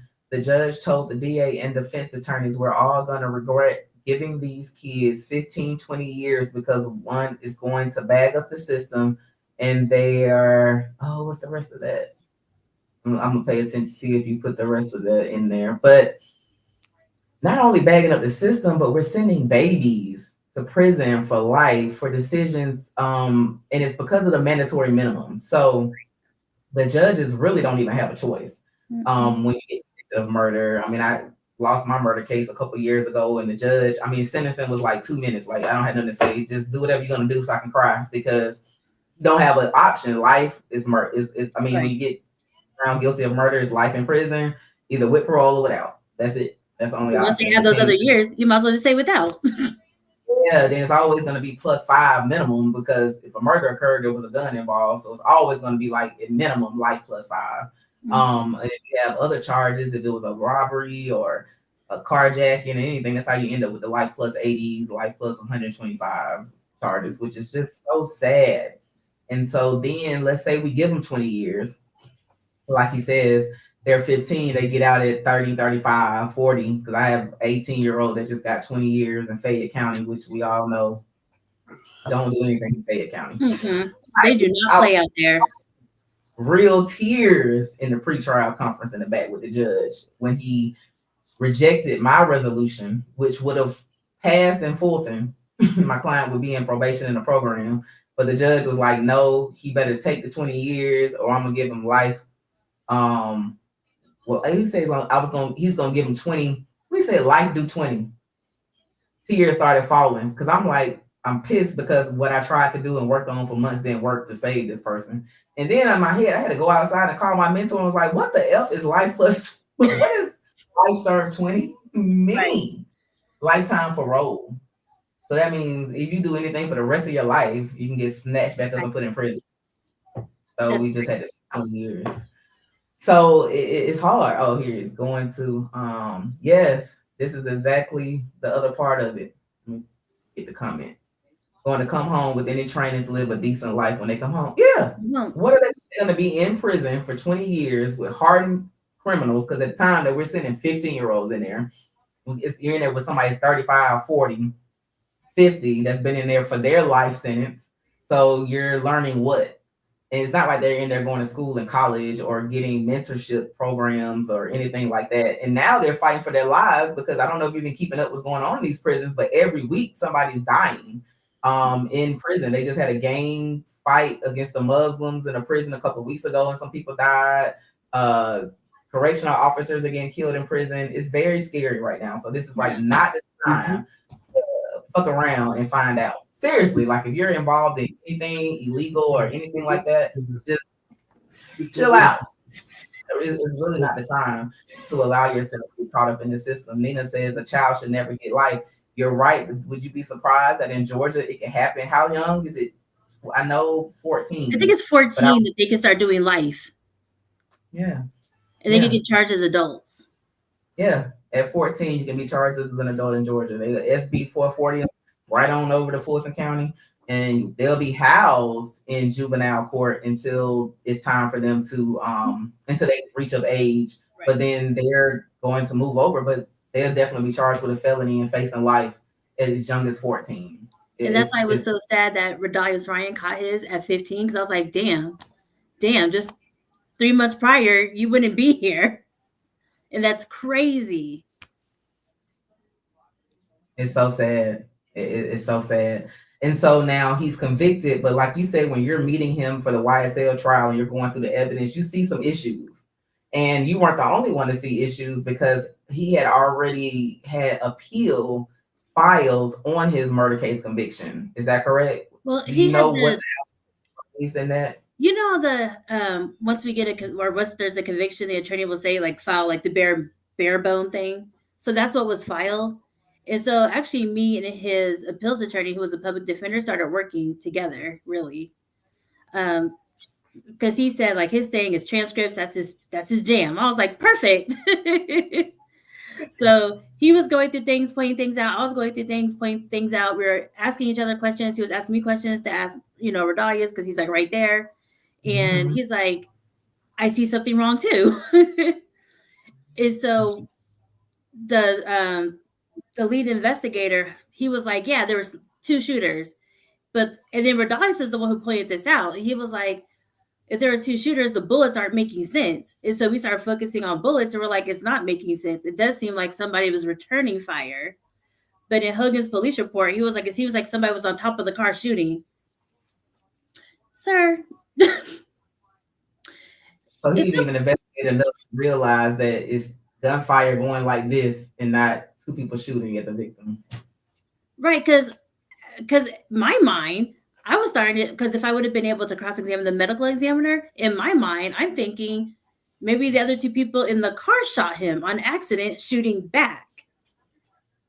That was my theory, because I was like, it makes more sense for one person to shoot and then, friendly fire. That it happens. Because I think if somebody was to run up to a car, they're gonna do another kill shot to make sure that person's dead if that's what they're really trying to do. And on body cam, the person was very much still alive. So I was like, I don't think the hardened criminals are gonna run to a car, be on top of a car, and be like, I'm gonna just let you, bleed out over there. I think they're gonna make sure it's done. And Hogan, you said Hogan was the investigator for that. And when you said Hogan, I'm like, wait a minute. Is that the same investigator from the Shamel Drinks case who never went to figure out the third, fourth car, the person walking by? So he did a sloppy investigation there. So he did a sloppy investigation in Rodalius Ryan case. And a couple of attorneys I know, they always say the way a person does something is the way they do everything. The way they do anything is speculation of like, let's make it fit. So he does sloppy investigations all the time. Like they really need to open up every case that he's ever done and look into it to really see. And when you had Mariah the liar on the stand, she pointed, you got her to admit that once he fed her his theory, then she added facts to match it. Mm-hmm. And the fact that she was so comfortable to say, yeah, after he told me that I added that Ryan was shooting. Yeah, I added that it was like the truth don't get added to. Like I as a defense attorney, all my clients lie to me. I already know that, right? We already know when the blue light goes on, people come up with what story am I going to tell to get myself out of this? Exactly. So I already know the truth. Okay, so they don't even mean to do it. It's just what happens. But I've had the one time where I knew a client I wasn't telling me a lie was when he told me the same story the same way every time for 2.5 years. I don't care what part. I asked him, when did we jump into it?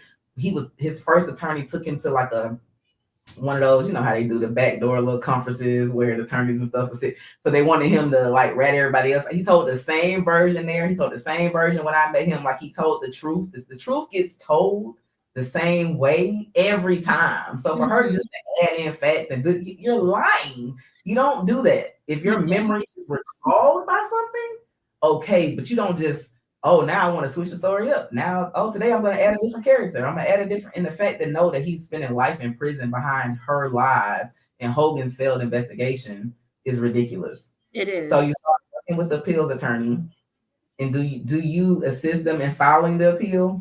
Oh, absolutely not. It's like it's a whole new world. So right. And to my understanding, a decision came down on that, I think January 29th, and it was basically not overturned. And so his conviction has been upheld. And so what does that mean? Well, so basically, even though we brought out light to it about what happened or whatever, that same information could have been brought out during the first trial. And I'm not going to say like his attorney was like crap or anything. It wasn't that. But you guys see how Mariah was with me, and I knew what she was supposed to say because I had a transcript. His attorney did it, and she was bringing up all these new things during that time too. And then I noticed that they started getting stuck on her lies. And I think the more you kept digging into her, the more she would lie about something completely just irrelevant. And so I think the jury was just like, I don't think they even knew what to, how to take her. Right. And then they had the other girl, because there were two girls that were supposed to be there. Oh, okay. No, I didn't know. Yeah, the one who she said was homeless. She was actually called as a witness in the first trial. But she also didn't say anything. She pled the fifth.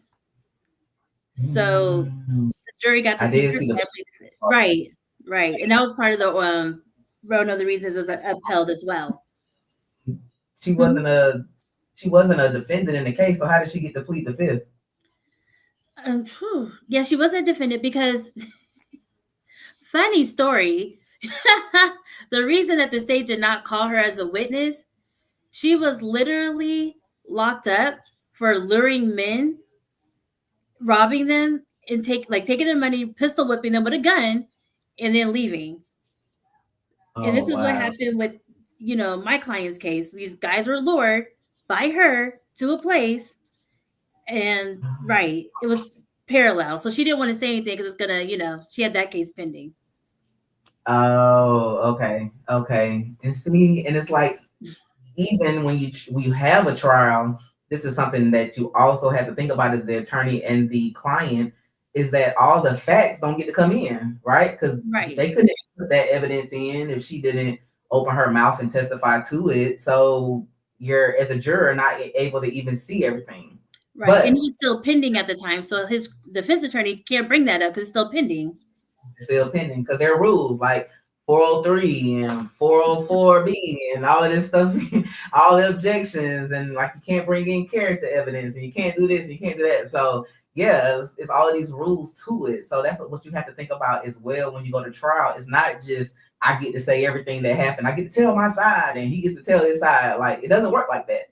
Right. You have evidence and some stuff doesn't get to come in, and it's really sad. So we're gonna look at your opening statement. I pulled it. So this is Miss, and then I'm gonna show you what Juror 56 had to say, and we're gonna tie it all in together. And I saw somebody else in the comments that has seen already what Juror 56 had to say about you, but I'm gonna let you see it for the first time on here. But we're gonna play your opening, and then we're going to come back. Now, this opening, like, how long did you agonize over this? Because people don't realize, like, this is giving an opening statement and a closing statement is really, really hard. Like, you're talking to the jury. This is your opportunity to try to convince them to be on your side, to convince them that what you're saying is what they need to keep in their heads. And so, like, what were you going through? Like, did you get some sleep the night before? Did you were you able to eat? Absolutely, I did not sleep. Oh my gosh, no. Yeah, so of course I didn't sleep. I think I had like 7, 6, 8, whatever. I had a lot of versions of it. The first few versions did not mention anime. It was like really, really serious. And the people that actually knew me, they were like, "You're not going to be able to deliver this. It's not you." Yeah, they're like, "This isn't you. This isn't. Try again." And so I wrote a few more other versions. They were like, "Oh, put this, put this." I was like, "Okay." They're like, "Actually, take that out because that's not you." And then I actually went to a GATO conference, which is a criminal defense attorney conference. And there was this attorney there. His name was Adam Levine. And one of the YSL attorneys, Lamar Gardner, he was like, this juror, there's like somebody on this jury that likes anime. She likes anime. Tell her that she needs to put it in there. And so me, Lamar, and Adam were talking. He was like, send me your opening. And he was like, yeah, you need to add anime because like I can see it's kind of you, but not. If you like anime, you have somebody who likes anime. Why would you not mention it? Because you're the only person who could talk to this juror. Like nobody else could talk to her because it's gonna look ridiculous. All these people talking about anime. I was like, okay, here we go. So me and Adam were like emailing. He was like, this is it. So then I tried it on my husband, and my husband was like, why are you mentioning anime? And then I tried it on my mom because it was like I think around Thanksgiving. Okay. Thanksgiving was coming up, and so I had my cousins in town. I tried it on my cousin. Why are you mentioning anime? Like I don't. What are you doing? And then one of my mentors was like, I don't think you should mention anime. Where is that even coming from? Like the anime thing had people like, what are you doing? They did like the circus part though. They were like, we like the circus because yeah, that's good. I was like, okay. I was like, can I have popcorn when I do it? They're like, no. I was like, okay. Okay, like no, like, right. And then my cousin, he's like a little Gen Z, and he was like, oh no, this is gonna be horrible. Do not mention anime. Everybody was stuck on anime. Everybody.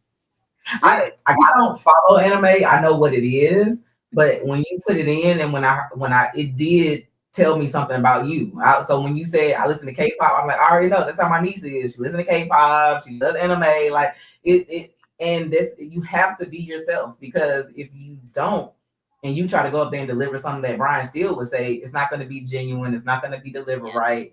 It's not going to sound the same because it's not you. So you have to be yourself. So I see Here Comes Drama says she loved your opening statement. The comments are going fast. So I saw it, but I'm going to go and share it.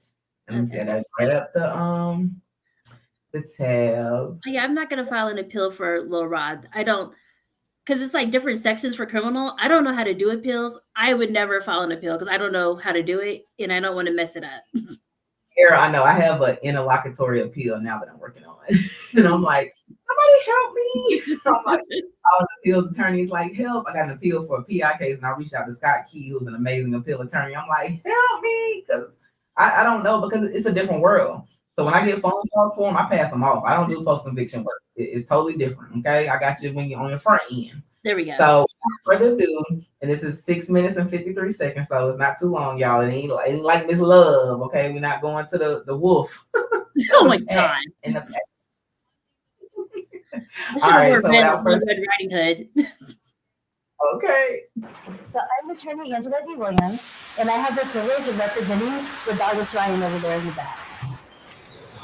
Poor, young, convenient. That's all it takes to become the target of the state. I'm gonna break that down for you. Poor. Rodalius was born on a couch. Let that sink in. He was born on a couch. From day one that he was brought into this world, he has been fighting to survive. The hospital was only 5 minutes away. I don't want to throw a school under the bus or anything, but the elementary school and middle school that he went to, 98% of the children there were on free or reduced lunch. What that means is they lived at the national or under the national poverty level. At one point, the Atlanta public school system was under scrutiny. They accused educators of cheating the students. The DA kept going around saying, we got to think of the children, we have to think of the children. These children are victims. The only time the state cares about poor people is when they can exploit them. For the Rico trial for APS, they got a conviction of educators. And they didn't give any of the students any. Our cases, I'll sustain the judge. Okay. Go ahead. And in this case, they're trying to get a teenager for Rico. Young. Growing up on Cleveland Avenue is a very dangerous, destitute place. Rodalius learned early that he needed to adapt. And he did what most teenagers and preteens do. They mimic. I remember when I was younger, growing up on social media, I used to hold up a C symbol all the time because I used to love this group called Cold Rain. It was my favorite group. I used to hashtag everything, cold rain, cold rain, cold rain. After every post, it would be cold rain. It would be rain emojis. Fortunately for me, I didn't grow up poor, so the state didn't care what I was doing. Unlike Rodalius, if I had grown up on Cleveland Avenue with all these rain emojis and C, I would have been accused of being a Crip. I would have been a gang member. I sustain. They would have said that I was. Oh, that. You can go ahead and continue now. Thank you. They would have said my raining emoji said some murder that happened. Convenient. Rodalius is here because when he was 15 years old, the state told this incredible tale of murder, and when you're young and you don't have the means, it's hard to refute those claims. From the age of 15, Rodalius has been in 3 different prison systems. He's been to juvenile detention because they were holding him for the murder. He went to Fulton County, waiting for the murder, and once he finally turned 18, they sent him to the Department of Correction. And I don't know about you, but a lot of people in here haven't been to prison. But if you've ever gone to prison, you would know it's overcrowded, it's underfunded, it's violent, and you have predators everywhere. And unlike maybe college or a new job, you don't get an orientation when you first go to prison to figure out how you need to do anything. Rodalius had to do what he's had to do since day one, survive in prison. And if you look at Rodalius, you can see he's maybe 100 pounds soaking wet. So he posts things. He posts things on Instagram. And I wouldn't even call him an Instagram post. I would call it a survival post. He has to boast. He has to be boastful. He has to show people, this is what I have. Because he has to protect himself. It's prison. So you put poor, young, and convenient together, and what do you have? You have the perfect scapegoat for the state. This indictment has 28 co-defendants. And the prosecutors keep saying, we're trying to clean up the streets of Atlanta. We're cleaning up Fulton County. We're trying to drive crime down. You just heard me say Rodalius is in prison. The jurors got it wrong in that murder case and they convicted him. He's going to be there for life. They're not cleaning up the streets of Atlanta. They're cleaning up the prisons. And I promise you, the people in the prison, the wardens, they know how to handle their inmates. They don't need the DA's help. They have it. I stand objection. Out of 65 counts in this indictment that you guys had to listen to, Rodalius is only in one count. He's only in Rico, that's it. Out of 190 overt acts, Rodalius has 8 of those acts. 3 of them are for the murder that I've already told you about. 5 of them are survivor posts. He has to do these posts so he can survive prison. So why are me and Rodalius here? Because the state was to put on a show. Rodalius is in less than 1% of this whole indictment. This reminds me of this anime named Bleach, where it's 16 seasons. Every episode is about 18, 20 episodes. Sorry, every season is 18 to 20 episodes. And they have season 4 and 5. They have these bouts. They're the villains of the whole thing in season 4 and season 5. The main characters are trying to get them out of soul society. You go to season 6, you don't hear about the bounce. You go to season 7, you don't hear about the bounce. Why don't you hear about these important characters? Because they're filler characters. It's a filler season. Me and Rodalius, we're fillers. We're not integral to this story. They just drag him out of prison to jail to make this bigger than it has to be. We're basically distractions. So, as a juror, what can you do to tell the state, we're not going to be distracted? We don't need to listen to filler. You come back at the end of this with a not guilty for Rodalius Ryan. You tell them we do not want to waste our time on fillers. We just want to get to substance. So I guess sit back, enjoy the show, get some popcorn, because this is not justice, this is a circus. Thank you.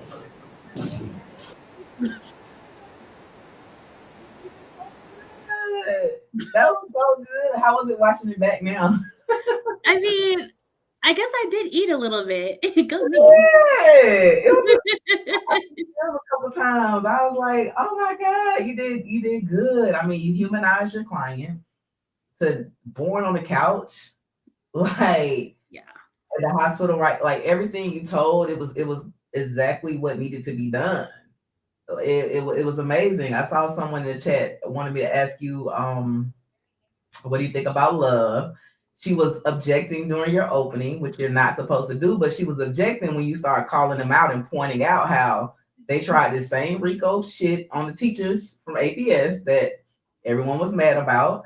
And now we're back again. And DA Fonnie Willis was actually the lead DA on that case. She wasn't in charge. Paul Howard was the elected official, but she was lead on that case. So how do you feel about love? Well, I was extremely nervous. So when she did keep objecting, it actually like slowed me down a little bit. You gotta catch your breath. Because I was like, get it over. So she was objecting. I was like, it doesn't matter. They already heard it. Move on. So like, she doesn't even realize it. She actually helped me. Because I was so nervous. I was so sweaty. I was like, oh my God, the cameras are on me. How do I look? Is this going to make sense? Oh my gosh. I hope I get this story right. I hope I don't like talk over my words, because I get nervous. I talk over my words. I was like, oh my God. So in the opening, she kind of helped me out a little bit. Right then, hand claps in the chat. Larry ate so good. Like everyone enjoyed. You did a good job. And period poo. I'm just kidding. I didn't even hear you say it again. I said period poo. See, they K-pop in anime. My niece, she said the same thing. I tell her that I interviewed. She's gonna love this part because I'm telling you, y'all giving me like spirit animals. I swear grown people like anime. I swear we do. I swear.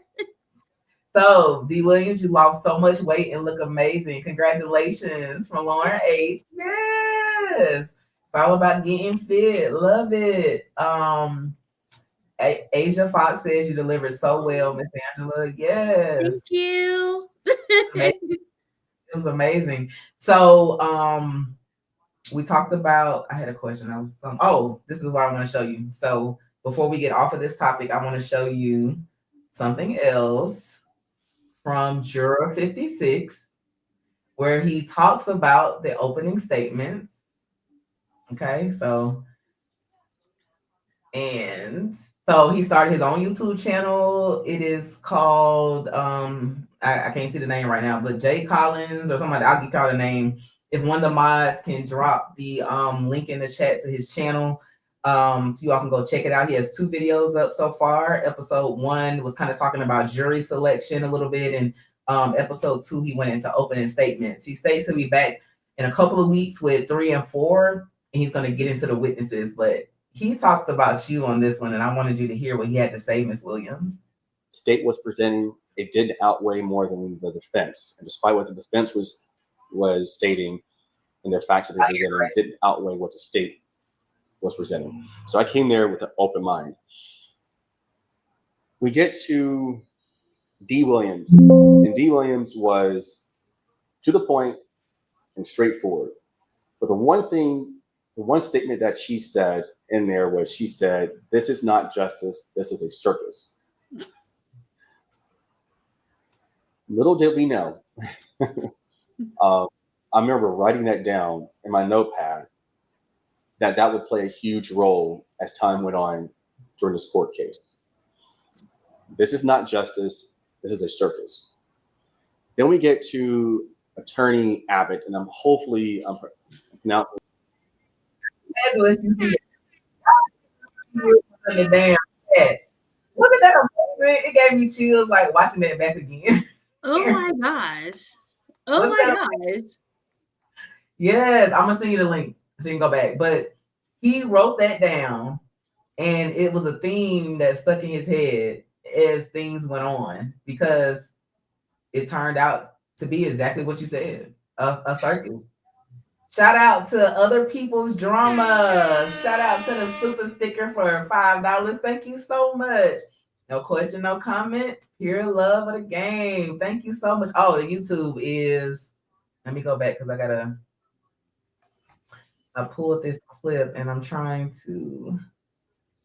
Oh, wow. I'm surprised that really like stuck with him. Like, wow. Yes, it did. And okay, you know what? Let me look it up. Because I didn't even know he had started a YouTube, and I saw someone put it on my post on TikTok yesterday. I mean on Twitter about Mutum, and they mentioned it, so I went digging and found it. I'm gonna tell you. Jason Collins is his name. Jason Collins, JAS. Okay, so it's Jason Collins _podcast. I mean, Jason Collins _podcast. Now, somebody could go find a real link and share that. I really appreciate it. But yes, I was just reading that one. It says, "This is not justice, this is a circus." It sounds like something the defense would say just to say it, but no, you were 200% right.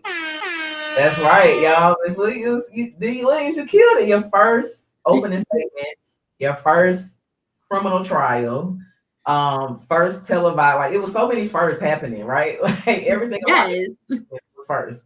And it was amazing. And when I saw that video and saw the jurors say he wrote that down, like that's what you want your statement to do. So I wanted you to see that. I wanted you to get your flowers on that and know that what you said, what you did was impactful. You no matter how nervous you were, it was the first time you did it. Like you did it. So I know you and I kind of were chatting offline, and you were like, yeah, I don't want to do this anymore as far as it comes to like felony trials, right?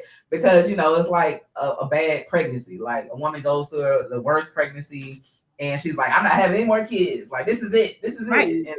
And Miss D. Williams is like the worst trial ever. I'm not doing this anymore. But you were amazing. So I hope that you do it some more, because we do have a lot of people that need attorneys like you who care, who dig for the evidence, who see the errors, who fight through it. Because there are a lot of attorneys that don't even read the discovery packets for their clients' cases. They will, and we see it every day, and it makes me so mad when I see it. Because, and you know what happens, because you get prosecutors who want you to act like that.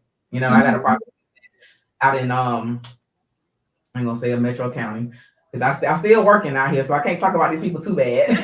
I will. I mean, I'm not scared, but you know, I gotta make sure my clients are straight. But I had a client that was picked up on a failure to appear, because what happens, these cases sit there for so long that people move and they think like, oh, I updated my address with the bonding company. That's not enough. You got to update it with the clerk's office. And so if they send out notice, people think, oh, if I put a forwarding on at the post office, they'll send it to me. They do not forward legal notices. Okay, they do not get forwarded. So this court and was picked up, and now this is coming up to the holidays. So I'm like calling, like, gotta get him out. Took me forever to get the DA to call me back. Okay, I even actually popped up to this county and popped up on them to get something done. So when I get her on the phone, instead of working out a bond to get my client out, her first thing was, well, maybe we could just take a plea. Maybe we could just work out a resolution. I ain't seen no paperwork. I haven't seen a police report. I said, I think that would be malpractice if I take a plea on something and I haven't seen discovery on it. But the fact that you're asking me to do that instead of giving me this consent bond so we can get out and fight this, you know, properly, like we're 2 weeks past the court date, like stop tripping. It took some fight. But eventually, you know, I was able to just to get the bond. But the fact that this is what they're asking to be done is because people are doing it, and it's attorneys out there that will actually just go into court and plead you out of arraignment. I don't even go to arraignment most times because I'm not taking it that day.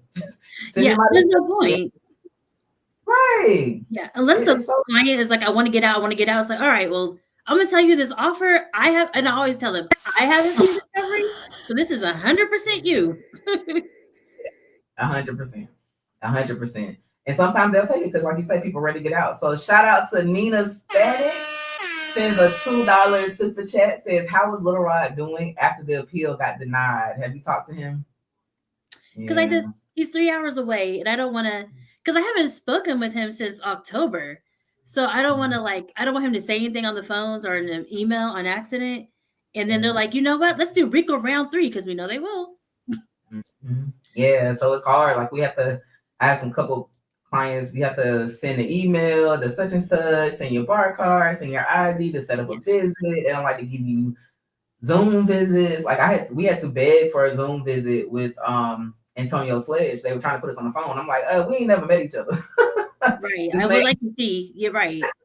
Right. He needs to see me. Like we need to see each other. So they try to give you the phone calls, and it's just it's so hard when the client goes down the road to actually work with them and talk to them. Shout out to Pills, Potions, and Poisons. Y'all shout her out in the chat. Pills, Potions, and Poisons sends a $20 super chat. She says, great guest and host. Shout out to you ladies doing excellent work. Thank you so much, sis. Aww. Potions and Poisons is a pharmacist. I think I heard Lee say that. I was like, oh, I love the name. It makes sense. Yeah. You sis, thank you so much for always supporting the channel. Whether I'm here, somewhere else, talking in the chat, always so supportive. Love the love from my ladies. Not everybody is supportive out here, so there's some haters in the world out there, but thank you so much for being a great supporter to the channel. I greatly appreciate that. Pills, Potions, and Poisons. Somebody shout her out in the chat. Vic got a soundboard over here. If y'all tune in late, this is the first live from the home studio. I got 3 monitors going on. I got the camera right here. I got lights. I got my Rodecaster Pro. I got a mic up top. We got the whole setup over here. So this is the first live. So I'm so excited that everything is going well, that technology is working. Y'all can hear me. We got Miss D. Williams as a guest. She looks amazing and everything is going great. So, okay. So it's just exciting. So thank you all for being here. Shout out to all the mods in the chat. They have been #1 supporters. Shout out to all the members. Cat Williams came through early and was gifting memberships.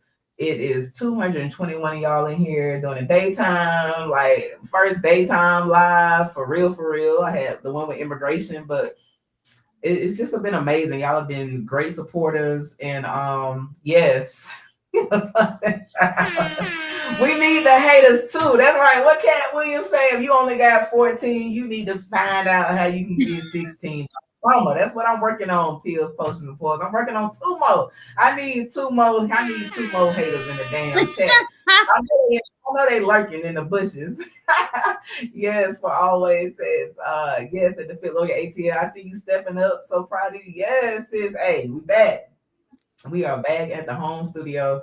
Everything here. I don't have no background, so we still like working on the background. But right now, like I told Lee, I said, I ain't got no background yet, Lee. They just gonna have to focus on me. Okay, just focus on me. It's good to focus on. Yes. So, questions about Lil Rod. So you haven't spoken to him, but so the appeal was denied, and this was to the Court of Appeals, to the Supreme Court, because like if it's a murder, it goes straight to the Supreme Court.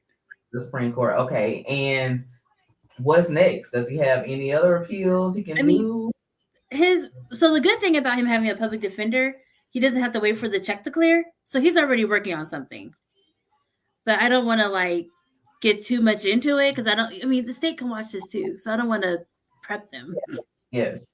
But it's not, I'll say it's not over for him yet. So it's not out. I wish I could just call him and be like, hey, don't worry, but I can't. No. Okay. Well, that's good that he has other chances, because I don't do appeals, so I don't know how it works. But yeah, so that's good that he still has other chances, so he can keep fighting and keep trying to get somebody to get it right. Mm-hmm. It was some other question. Now somebody asked about the relationship between me and Lil Rod's family was a bit strained. Do you think they were in full support after you explaining your thoughts to Rex? No. His dad wanted to beat me up. It was a whole thing. But what was the issue there? Why was it such tension between you? I mean, you're helping them. Was it okay? I'll let you say it. I had a question about what would cause it, but you probably already know, because I'm Black and I'm a woman. His dad was very upset about that.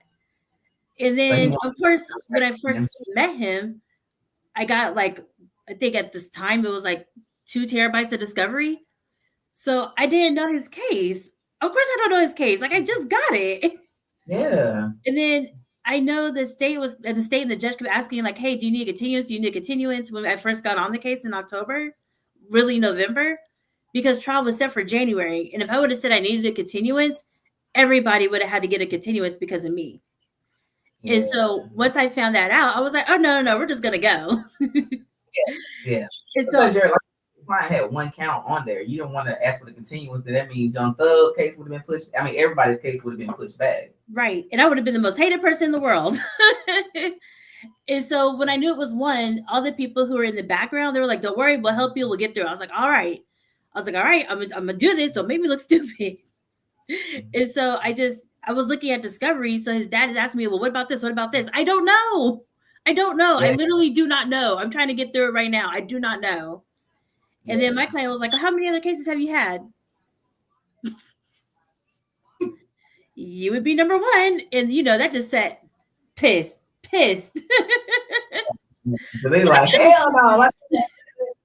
You got Brian Steele. We want Brian Steele is taking appointed cases. Young Thug paid millions of dollars for Brian Steele and Keith Adams' defense. Okay. Right. So because a lot of us knew that they were looking for attorneys, but we weren't running to go sign up. Mm-mm. And it wasn't just how much you were going to get. It was what you were going to have to give up to get it. Because if as a private attorney, a lot of us, even in myself, I'm the only attorney in my firm. So if I am away from the firm for a year, 2 years, every day, that means I cannot help other clients, which means I cannot bring other money into the door. And I have 3 employees that I have to pay. So I can't commit to participate in something like that without $1 million. Right. Shit. You know, like, and only a couple of people in that trial had money like that, you know? So shout out to China. Somebody put China in the damn chat because she got that money for her baby, okay, to get moved talk. But it was hundreds of thousands of dollars to hire private attorneys on these cases. And so what they did, you all heard Ms. D. Williams talk about the Public Defender Standards Council, GPDSC. They are the ones who kind of, for the counties that submit themselves under this umbrella, they then manage all of their public defender offices. It's like heads, like they're ran in each county, but they also are in charge of bringing out what's called a conflict attorney, because as a public defender, that office can only represent one defendant in the indictment. Well, we got 28 defendants in this one. Okay, so not everybody was Young Thug in the case. So some people needed appointed attorneys. So then you got to start going to the outside source, like the list, and asking people to help out. Like Ms. D. Williams said, she got a phone call and the offer was $1,500 the first, and then it went up to $7,500. So then you use all this pressure. It's a publicized case. You get in the case in October, November, they go to trial January. You sitting at the first client meeting, they asking you 50 million questions because they have had the case for months, unlike you have. And so the doubt came in. So that set up friction from day one. Mm-hmm. Did they ever turn the tide? Was it ever, thank you, Miss D. Williams? We appreciate you helping our son. Like, thank you for staying up the long nights and spending hours and hours. Did you ever get that? Nope. Never got it. There was still tension even in the middle. And I was just like, I don't know what more you want from me. I was like, just don't call me. Like, stop calling me. Don't call me. I remember a member of his family came up to me because, I was quiet because my client only had one charge. And so strategy wise, I realized that once the jury came in or whatever, there was no reason for me to talk because I don't want to bring, I know some people are like, oh, you should have made a name for yourself, but how's that going to affect my client? He only has one charge. He's not, most of the stuff when it first popped off, he was like, I think 6 years old. So what do I need to talk for? I don't want to bring more attention to him. And then we need to ask questions. You remember my client when he was 6 years old? No, makes sense. Okay, let me sit down. Exactly, because your client wasn't at the McDonald's after the murder. Your client wasn't in front of the barbershop. He's 6. He wasn't right there when all of this is going on. That's what I love that Max did in his closing. I believe was Max pointed out, reminded us the age of these people when what we're here for occurred. Like, these are grown men you're looking at now, but this stuff is 10 years ago. Right. And to know that your client was 5 and 6 for everything in the indictment except for one he was charged with was ridiculous. One thing I remember the detective saying, and I can't remember which attorney brought it out on cross, was asking the investigators, like, when you investigated this case in 2014 and 2015, did you know about YSL? No. Did you look at this case as being connected to YSL? No. Did you do it? Was it a gang charge? Was it a gang case? No. When did all of these different things become gang related? Oh, that was Keith. I remember that. Keith got them to say that. That was Keith. Yeah. Like, when did all of this become gang related? It came gang related when someone said, you know what, I'm going to make a name for myself and we're going to take down. And I am not saying that there is not a gang problem. There definitely is a gang problem in Atlanta. There definitely are badass here in Atlanta. So definitely a lot of y'all YNs that needs to be locked up. I'm not saying that's not occurring. But what I'm saying is this case was not Rico. This case, they went and pulled people back from prison, literally.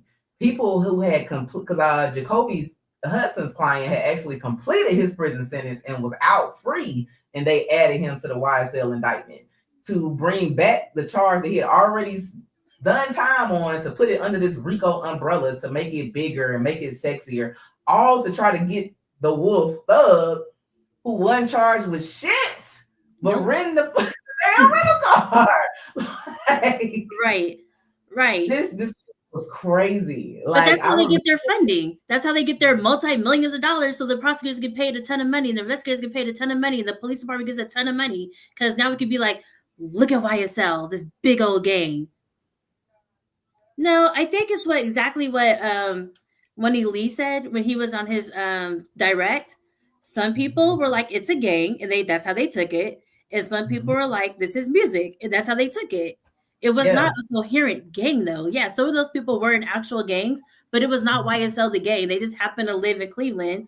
And the biggest thing that came from Cleveland that's popular is like, the rapper, who's, I guess, he's a international superstar. Yes. I would claim it too. Yeah, I mean, there's nothing else coming up out of Cleveland Avenue but Young Thug. Right. I'm gonna claim it too. Like, and then especially with social media, who knows? He might pop up on my social media and I get a ton of likes, and now I get paid advertising because of YSL. I'm gonna claim it till the day I'm dead. Like, why not? Yeah, I might be able to get up out of here. Change the name, YSL Quiet Storm. There we go. You know, forever. Like it was really sad to see that we were dealing with investigations, just old cases, people who had already been sentenced to time lumped back in. So Lil Rod's here, got the Rico charge. He's facing 20 years, but he's already on life plus 20. So like, what's the point? Right. Because even that's why I was like, so when I talked to him, I was like, do you want me to try to get you a plea? He was like, no. I was like, bet. I was like, I just want to make sure we're on the same page. I don't know what happened. I wasn't there, but I was like, bet. We're not taking a plea. This is stupid. I was like, you can dismiss the charges. We'll take that. And look at Blalock, who was his co-defendant in the 2019 case. His case was dismissed. His YSL Rico count was dismissed for the Holmes murder. Like, how did that make you feel when that occurred later? Did you and Lil Rod talk like after the plea? Now, were you and him cool? Did you all have tension? Like, no, we didn't have tension. I was on vacation. Because I stupidly thought the trial wouldn't last for 2 years. And I stupidly planned a vacation in 2023 for the end of 2024. Because I was like, okay, even if this case takes like 8 months, by 2024, it'll be over.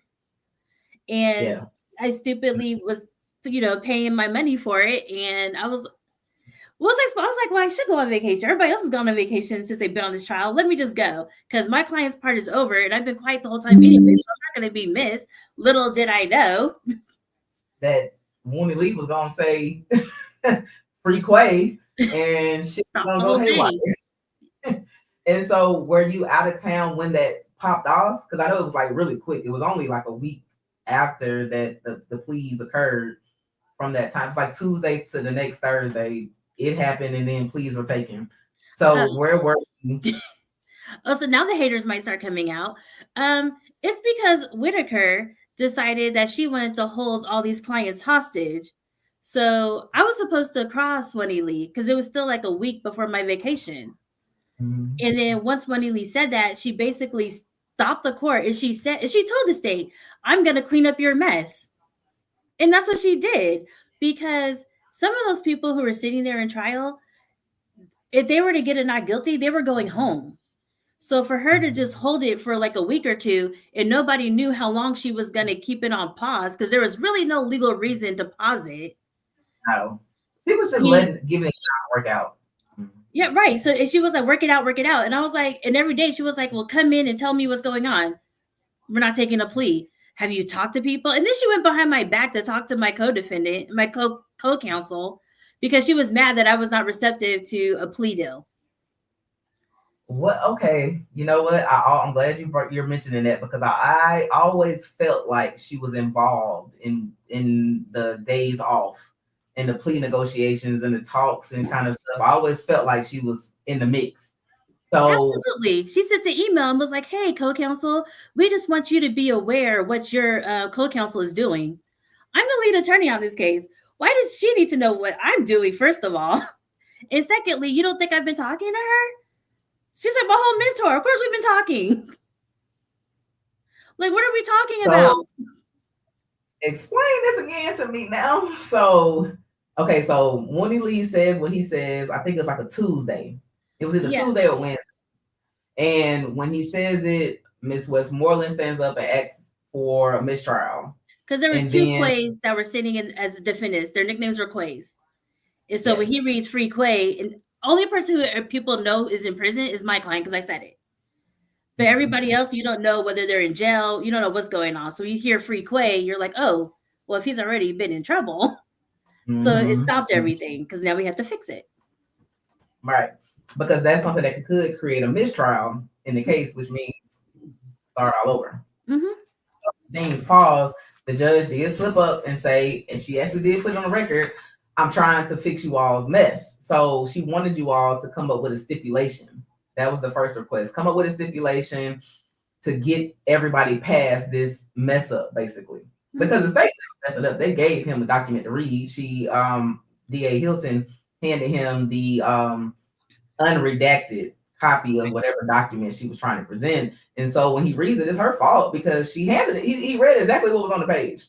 Right. So she allows the stipulation. Y'all are like, so tell me what happens, because you know the camera's kind of cut off, but I know it's like a buzz going on with all the attorneys huddling up. What was happening in that moment? Like, what was the conversation? Everybody wanted a mistrial, of course. Well, some people wanted a mistrial. Some people wanted to keep it going. I was like, doesn't matter, because if it's a mistrial, they're not going to put my client on it. They're not doing this again. Like, it's ridiculous. They're definitely not doing this again. So we were okay with a mistrial or, you know, of course, a dismissal, because what are we doing? Or just keep it going. And so then she forced us to talk to the elected DA, Fonnie Willis. So we had to go meet with her. And I was like, are you going to dismiss it against my client? She was like, absolutely not. It's like, well, we don't need to meet. And I guess the judge did not like that. So this is when you say she sent you all to go meet, was it she sent everybody like in a huddle? Yeah, all the defense attorneys had to go to the DA's office to go meet with Fonnie Willis. And that was the day the mistrial was requested, right? Mm-hmm. Okay. Yeah. So because I had some, you know, y'all know I got eyes everywhere. I heard y'all were all gathered in the lobby of the DA's office. So people were like, oh my God, they're talking. So that's how we kind of knew, because I knew that's the only reason you're up there is talk about plea deals. So was it the DA saying, come talk to me, or was it the judge saying, go talk to her?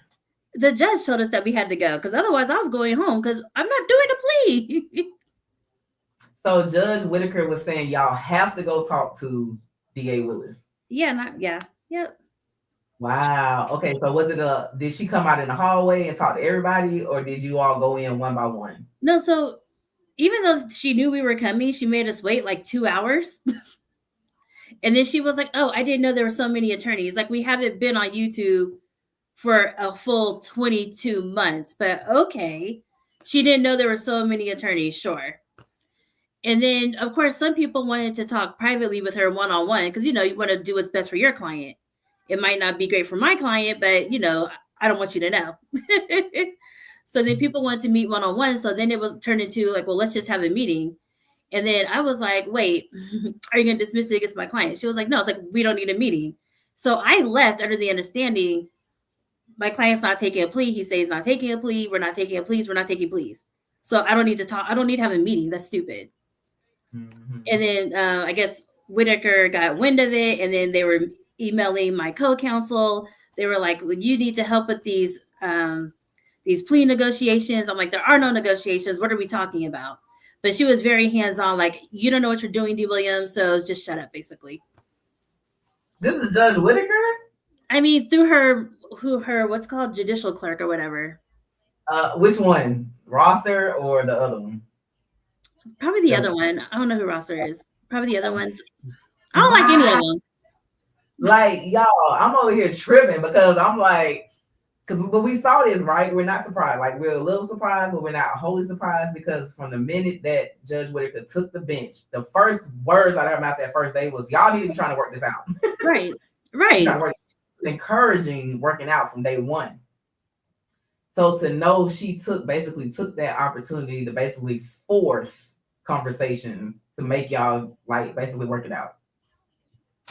And so was every day when she would come in and she'd say, all right, where y'all at? Were defense attorneys saying, Judge, we need a little more time, we're close? Or was it her saying, y'all keep working? So, you know, when it comes to like codefendant cases, all of a sudden when something might be good for that client, the attorneys are like, don't talk to me. That's what happened with us. So I don't know what they were thinking. They don't know. Well, they knew what I was thinking. I was like, if there's a dismissal, leave me alone. But And everybody else had an opportunity to actually get out. Yeah, and that's true because I saw that day when I was down there in Lee's chat that day when the first Quay took his plea. The hallway was buzzing, but like it was not a team effort. It was Doug and Max. I say they were teamed up because they had already decided we're not taking the deals. I mean, it was like 60 do 40 and 20 do 15 or whatever with their offers. So they were the only two that I saw huddled up. Everybody else was in their own little corners working because, like you said, what's good for me might not be good for you because they were actually asking people to testify. They were still wanting people to testify against Young Thug, testify against this person. They were still trying to get that in up to the last minute because they knew the case was falling apart. And if they could offer you to go home, but you give me something, they were definitely trying to get it. So I see what you mean. It was like, look, we're not friends right now. We're trying to get the best deal. And that's how it is, guys. Even when people call me and they're like, oh, 3 of us were arrested, and I'm hearing the story, and they're like, well, my cousin was one. I don't give a about your cousin. Nope. I'm not talking about your cousin because it's about what's best for you. What's best for you may not be good for your cousin. You calling hiring me, I'm trying to get you out of this. I'm not saying that we got to go snitch on cuz, but we're going to handle this case in your best interest, not your co-defendant's best interest. That's why everybody has to get their own lawyer. A lot of times people try to call and get a 3-for-1 deal, and it's like, all 3 of y'all don't stand in the same place. Somebody was driving, somebody was in the back, somebody had the gun, somebody had the weed. Like everybody's got different charges and different positions on counsel. So that is interesting. Okay. So y'all hearing this? Like, no, it's not normal. Well, you know what? I'm gonna take this back. Judges do play referee, and while it's not necessarily normal, they do try to encourage justice. So while we're laughing and Williams got that little face, let's give a shout out to Damone right quick. Y'all just give me a shout out D. You missed, I don't know if you were here earlier, but I played the video that you did for her. I pulled it up and played it for her. So it's back towards the beginning. So shout out to Damone for the $2 super chat. This is the person who made the video YSL The Quiet Storm that we played earlier to give Miss D. Williams her flowers. So thank you so much. Thank you. That made me smile as well when we watched that. So thank you. But yeah, like they're not so, it doesn't necessarily happen all the time, but they're in the courtroom, they're seeing the evidence, they're seeing how things are going. And while the judge cannot say dismiss the case, like Judge Whitaker could not have dismissed this case, could she have granted a mistrial? The one of 42 times it was requested? Yes. Could she have granted the mistrial with prejudice and ended things? Yes. But just to walk in one day and say, oh, this is some BS, this case is crap, I'm going to dismiss it. She doesn't have that power. So her pushing them to talk was her way of exerting the little power she had to control the outcome of the case, because it is something that should have been worked out. I'm not necessarily saying it should have been worked out the way it ended up being, but it definitely was something that should have been worked out. I've had trials before where a judge has actually stopped the case and called the attorneys to the bench and said, why is this ghetto mess here? Get it out in front of the jury and work it out. And it was most times not because the defense didn't want to, because we always want to work stuff out, right? We'll always take an anger management class for a dismissal. We'll always do a little therapy for a dismissal. Like we always never hoops. Right. We'll always do something, but it's most times the state. The state has a point to prove, or they have some victims that are adamant and they don't want it to resolve in that way. So that's why it doesn't work out. But yeah, but I am surprised to hear that she was this much involved. Now, did she pre-try any of the pleas prior to them being entered in court? Oh, I wasn't there. I don't know. When they're, I need to know. I always felt like her hearing Young Thug's plea wasn't the first time. Oh, that she heard. For what I hear, that was the first time. It was the first time? Okay. Mm-hmm. Okay. They definitely, they went in there very blind. So it was blind. Wasn't that, were you watching? Like, I know you were on vacation, but were you still tuned in on you? You were like, I'm out. No, I was on the, yeah, that's what Here Comes Drama said. I was actually on a cruise. So I didn't have Wi-Fi.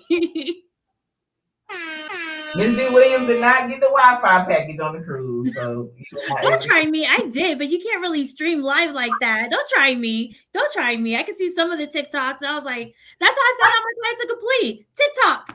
No, I'm just playing. Yeah, the Wi-Fi sucks on it does sucks on cruising.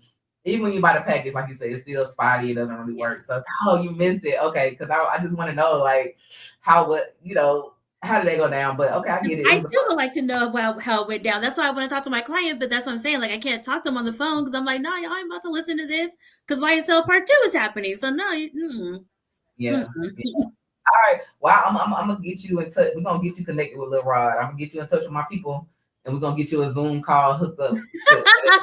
If you can do that, then I'll talk to him. But otherwise, that's why I'm like, Okay, we're gonna make it happen. I got some people down there, so we're gonna get you happening. So YSL. So Lil Rod is now he's back in custody. Back in So is he like at a max prison where he's on lockdown 24? Yeah, he's on.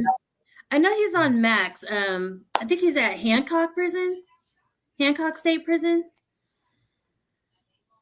Okay, It's max. But from what I hear, I mean, it's still better than Rice Street. Yeah.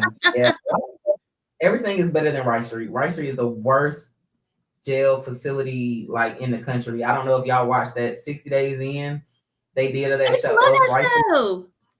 I only watched it because it was Rice Street, because it was like, oh my God, I've been there. Oh, I know that, But they actually did a double season of it because it was bringing out so much information that they were like, okay, we all stay and keep going back in. But those people needed help. I know they needed mental help when they got out of Rice Street, because it was just watching. It was just so much. I see a comment. Hold on.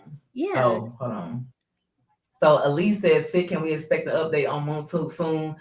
Yes, I pray so. We are definitely finding legal issues to raise. I just don't want to disclose it here because the state can hear it as well, and we don't want them to go, get busy and get to working on stuff, trying to block stuff. You don't want them to fix anything. Yes, just know that what we're working on, I hope it goes the way that I'm hoping it goes, and it's going to be amazing if it goes that way. If it doesn't, we'll be in court and y'all will see that on TV.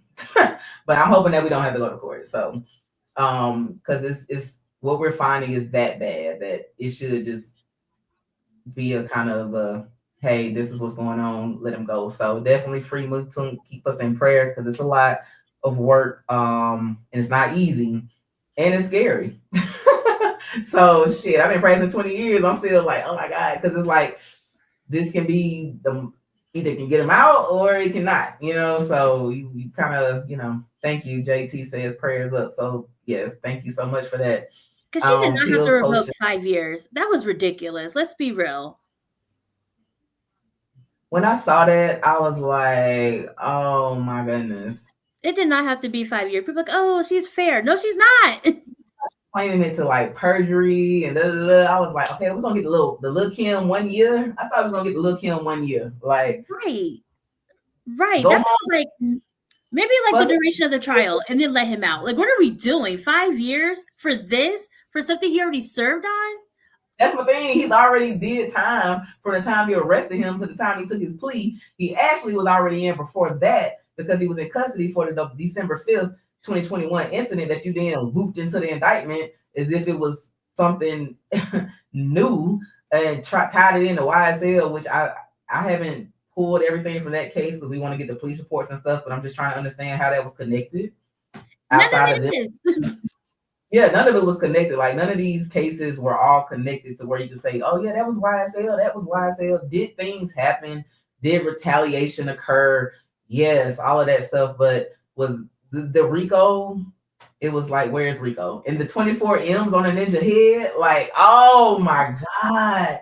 To hear Bibarito testify, like, because it just goes to show you, like, a lot of this was assumption, right? They would see a lyric, they would see a post, and they would guesstimate what it meant, and then run with a whole theory that they use to put people in prison with. You see, that's what he does. He came up with a theory. He fed it to the witness and was like, cool. You don't think maybe those two witnesses should have been tried for murder? Yeah. Especially now that we know one got convicted of it for doing the same thing. But we're going to let them go and probably just keep promoting Hogan, who probably should have retired maybe 20, 30 years ago. Yeah. Sad. It's sad. So now YSL 1 is over. And now we're on to YSL 2. And so it's been a little less interesting, not gonna lie, because nothing's really cropped up yet, right? We haven't started anything. And while we thought we were gonna get trial in February, after the last pre-trial hearing, things have been pushed back to June. That was crazy. Yeah. I thought Whitaker was gonna lose her, like her head was gonna fly off. But is anybody, for anybody that's going for YSL Part 2, are any of them able to get out of jail once they get like a not guilty, or are some of them still serving? So I don't know. So we got Chat can probably tell us more because they know more on some of this stuff than we do. Right? So I can't keep up with everything. So I see the three that are left are Damone Blalock, who is charged with Rico, attempted murder on YFN Lucci, when he was inside the Fulton County Jail, who is now out. I think he got out like 3 weeks ago. yeah. 2 counts of participation in criminal street gang activity, and the 2022 murder of Shamel Drinks and possession of a firearm during the commission of a felony. So that's Damone Blalock. Does anybody know, like, what is he? Is he already in prison serving time for something? Is this his only charge? I know somebody in the chat knows, so they can let us know. I know Eppinger, his probation was revoked, so I know he wouldn't be getting out anyway.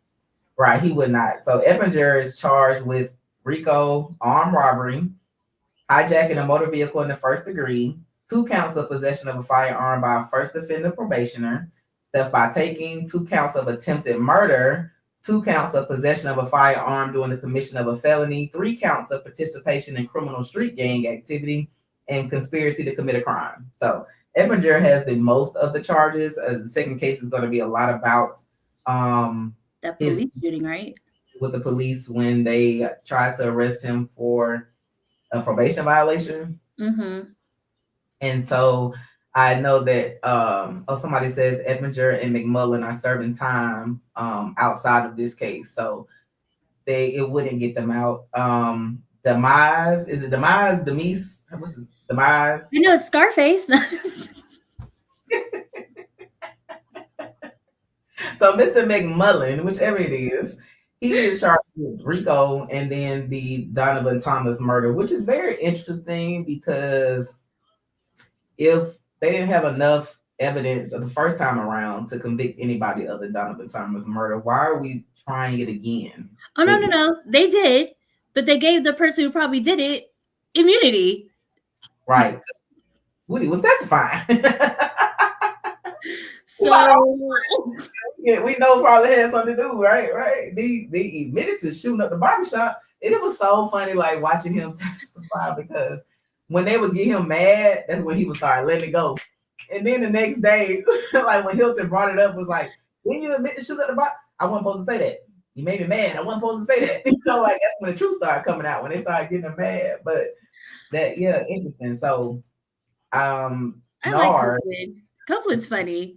It's very interesting. Like, I don't even know how jury selection is going to go, because you really had to be under a rock not to see something about this trial. Like, I had cousins in Chicago texting me about this case. Like, people all over the world know who Woody is. They know Moontoon. They know something about this case. They also know how the jury felt. They know how the jury ruled. Yeah. They have now had a chance to hear from jurors. And I don't get it. And if they would do what Paige keeps suggesting at every hearing, are y'all gonna let go of the Rico? Because if they would let go of the Rico, this shit could just be individual cases, which is what it should be. It's Christopher Eppinger should just be going to trial for shooting at the police and da-da-da-da-da. And then it wouldn't be all of this trying to bring in these terrible investigators to tie something together with Rico, because they all did individual shit. Just move forward on an individual case. And that's the bad part, because I know if they would have tried this individually, one, my client would have never been there, because what are we doing it for twice? Right. Like, it would have been, like, the indictment would have been cut in half. And I hate to say it, they probably would have got convictions. Like, quite honestly, if they would have just did everything separate. would have been cut down, and then you would have just been focusing on Donovan Thomas's murder, and then you just would have been the things related to this that you could actually prove, and not the lofty theory that you're trying to put together that you can't prove, which makes you look stupid because you're trying to connect dots that don't connect. And when they fail, now you get the benefit of not guilty on everything. When had you not had all of the BS mixed in with the real evidence, maybe you could have got convictions, but they in it now. It's too late now, right? Well, it's not too late because they really could just say, Judge, we're going to drop the Rico.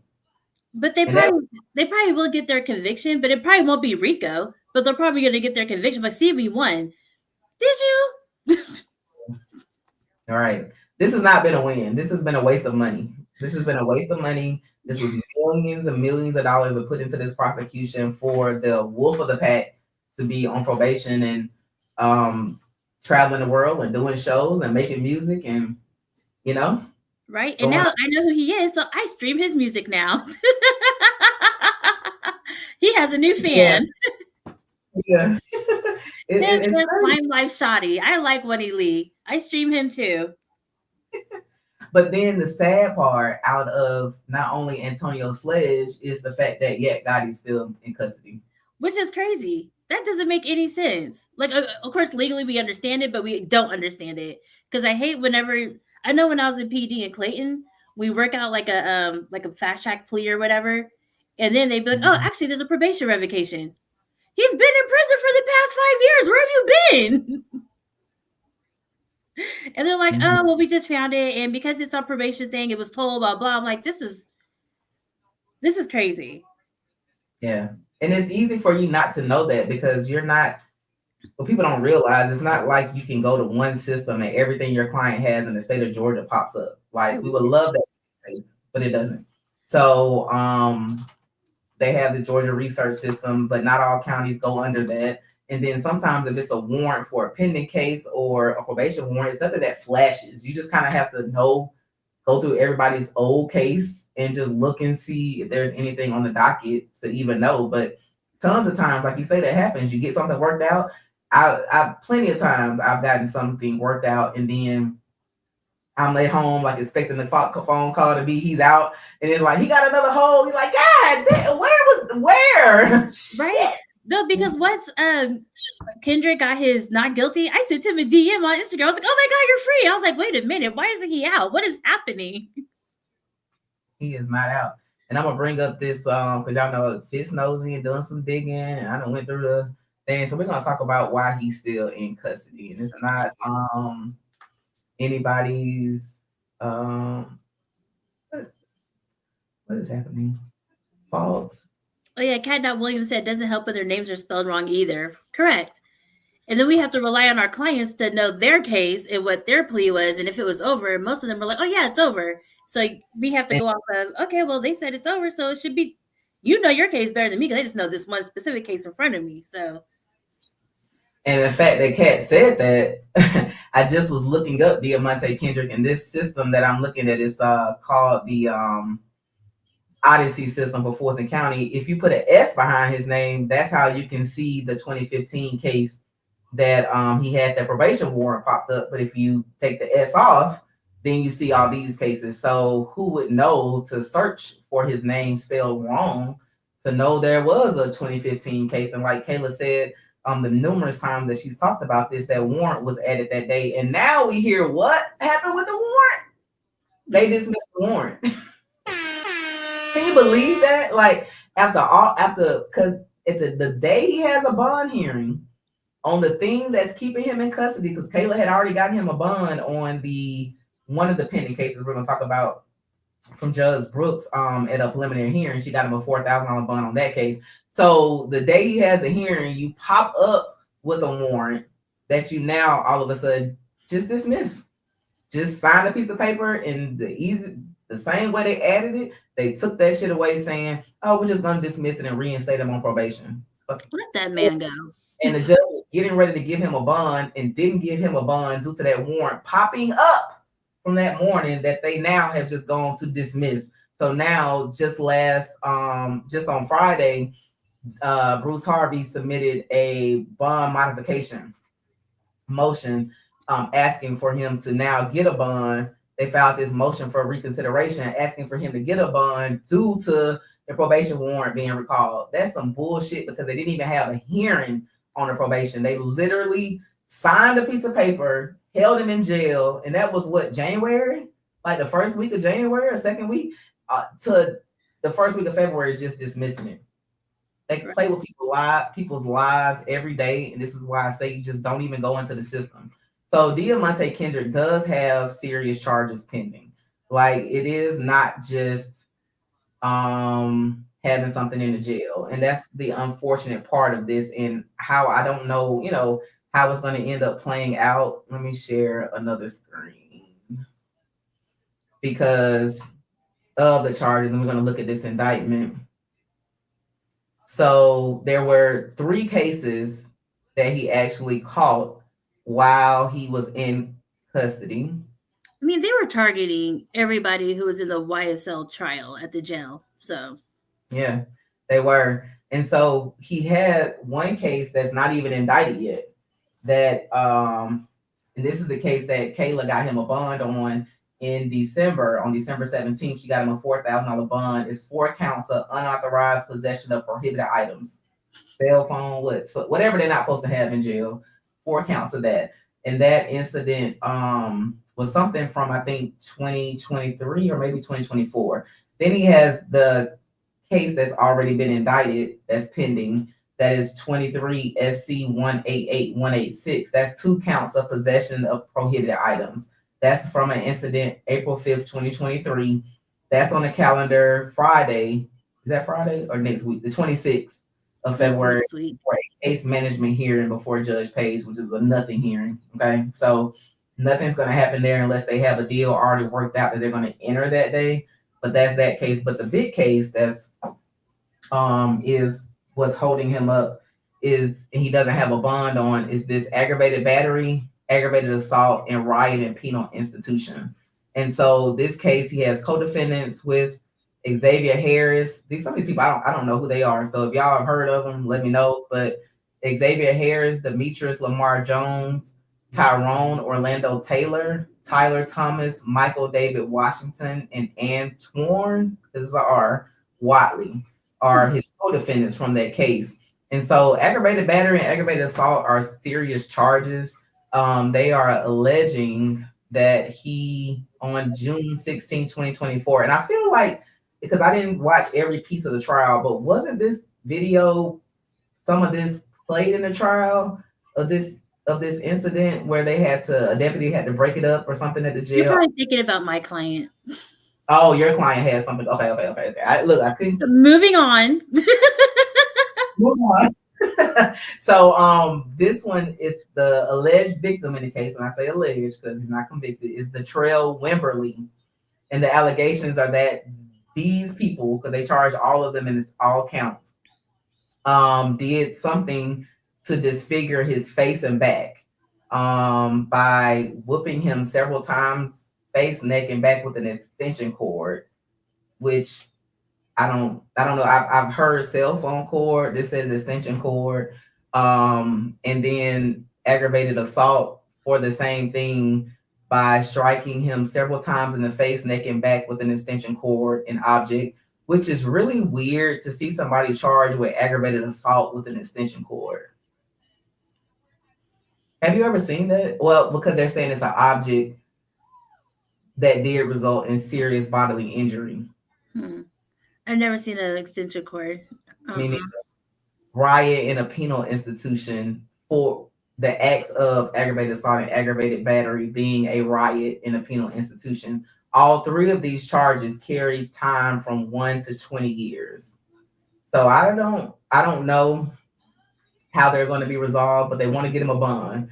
So hopefully they can get him a bond, get him out. And you already know, once you get a bond and get out, you start getting in the bottom of the barrel. So it can take a lot longer for your case to be resolved. So that's a good thing because time is always on the defendant's side. But that is what's holding Diamante Kendrick up. So like he said, if he would have gotten a bond for this Rico, he wouldn't have been maybe a victim, because I feel like they were targeting him. Yeah, because allegedly he was this incident occurred because he kept getting stuff stolen from him, allegedly. Now, because I don't know all the facts of the case, I ain't seen the police report. Don't y'all go be telling nobody, mama or daddy, nothing, because don't nobody come beat me up.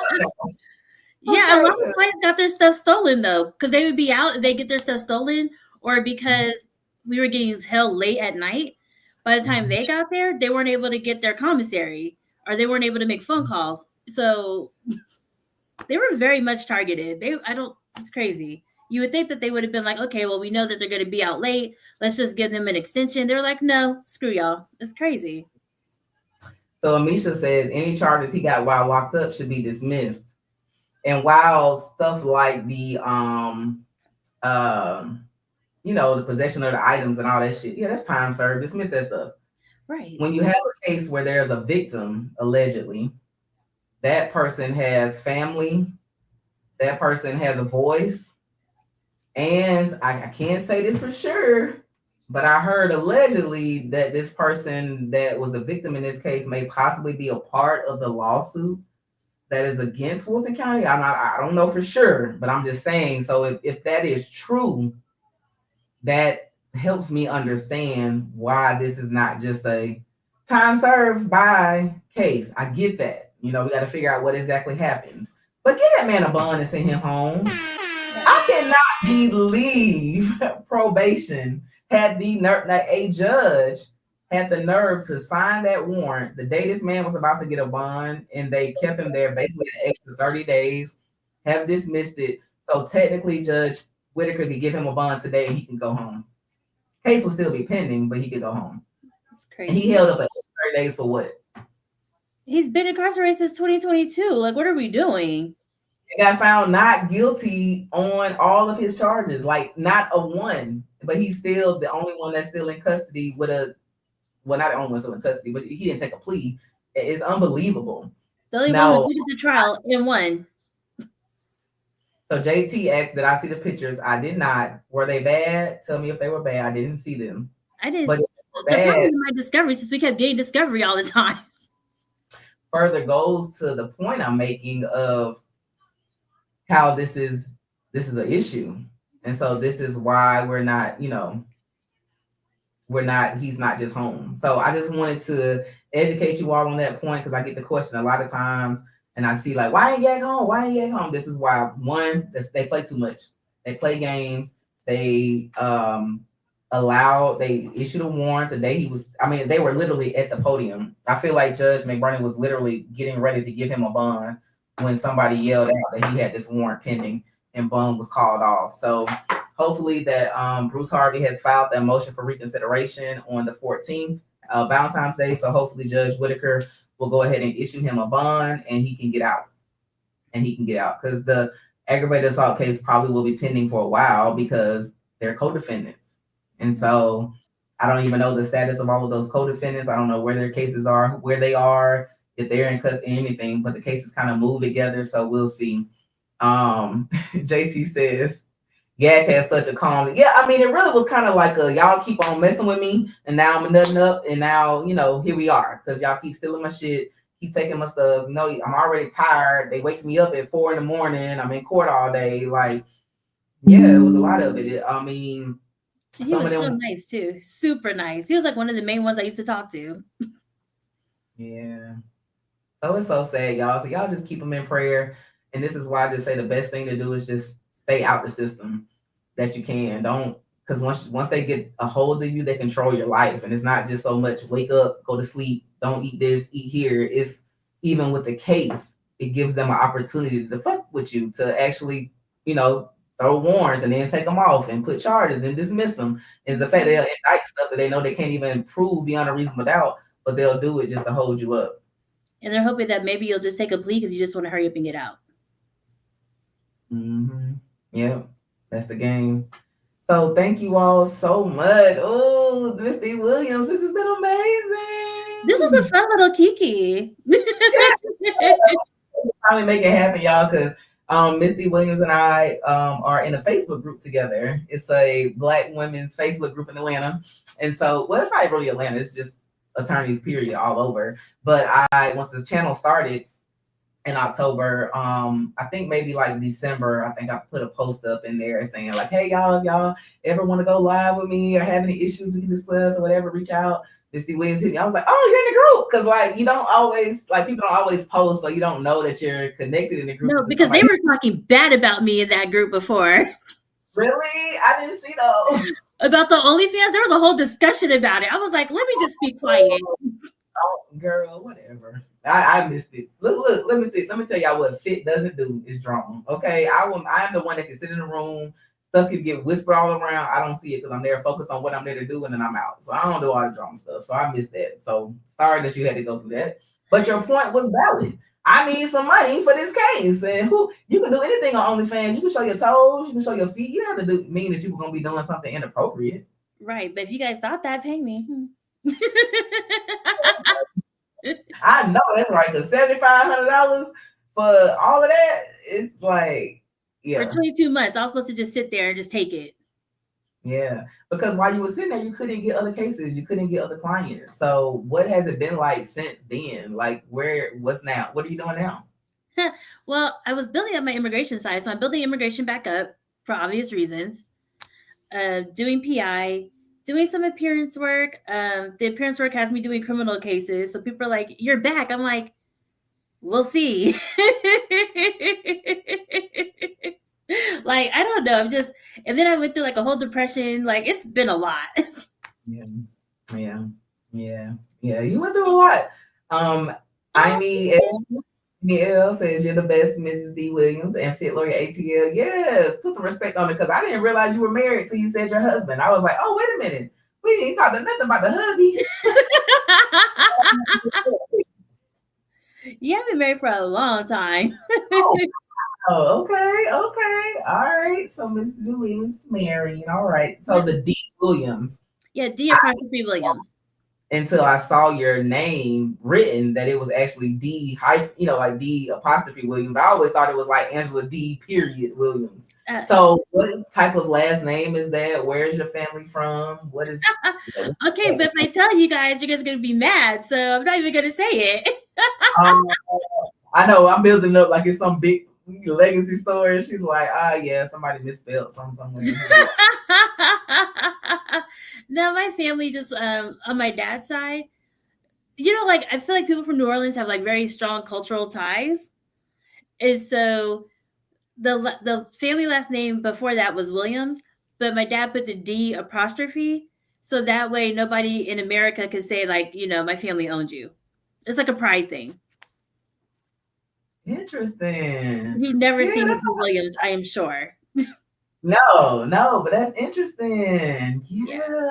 Okay, I like that. All right, y'all put these apostrophe Williams in the damn chat. I like that. Black History Month. I love it. Daddy said nobody's gonna be able to say my Williams from blah blah blah blah owned your family. Wow. So there would be none of that in here. Oh, okay. So now, do you have any brothers? I'm an only child, so I'm spoiled. Oh, you're an only child. Okay, so did you pass down the D. Williams in the Well, I have a son, like you guys kind of saw him, but he's special needs. So he's grown. I have a grown man living here, doesn't pay bills. But yeah, he has an IEP plan, so he's still in school. Okay. Yeah, he's so severe autism. In his last name, like, is it carried on through his last name? Does he have? No, I let him have my husband's last name. Okay. Well, yeah, I mean, of course, but I didn't know if you put it in his middle name or something. I didn't know if it was passing on. So it kind of you. Yeah, no, it's not passed on. It dies with me. My middle name, because she was like, my middle name is Gail. Okay, Tiffany Gail, which is the countryest thing ever. But her middle name was Gail, Cynthia Gail. So she thought she was gonna I started a tradition. So I was gonna pass it down and you can name your daughter something Gail. And I was like, it's not here. Hell no. Like it ends with me. It ends with I have a stepbrother, but like me and him are so far in age because my dad got remarried. Okay. And so his last name is D. Williams. I think. Okay, like I think they did. I think he has the same last name, but I'm not sure because I know him and his mom are for China, so I'm not sure if they just kept their name. So here come Drama says, I thought his IEP was one of the reasons why you wanted to go into law because they are impossible to understand. I had to get an educational advocate to help me. Okay, Yes. so is that's what gave you the push? That's the only reason. I didn't want to be a lawyer. I did not want to be a lawyer, but when I was living in Clayton County, they were taking advantage of my baby, and I was like, "What is like?" I didn't know what was going on. I couldn't understand it. I had to keep hiring people to like represent us for a school meeting. It was really weird. So I was like, "Well, if the military's paying, let me just go to law school." So I never had like a dream to like be a lawyer or go be in court. That was never. It was how do I understand how I could take care of my son? And then I realized when you become a lawyer, never advocate for yourself. Never. Right. So it was almost a waste. I still hire people. That's so true.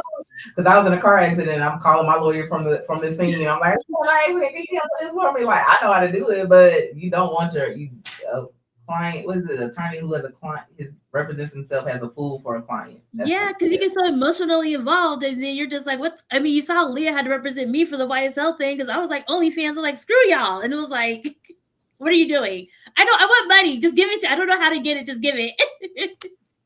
Right. Yeah, even Kayla, when she had the Rule Nasa file, she had attorneys that she hired. She had a whole team. Right. That she hired. But that's true. Like when a judge, I had a judge in Fulton file a Rule Nasa on me one time before, and my mentor at that time, a judge who's still on the bench in Fulton, was like, you are not going in there by yourself. And I called the strike force.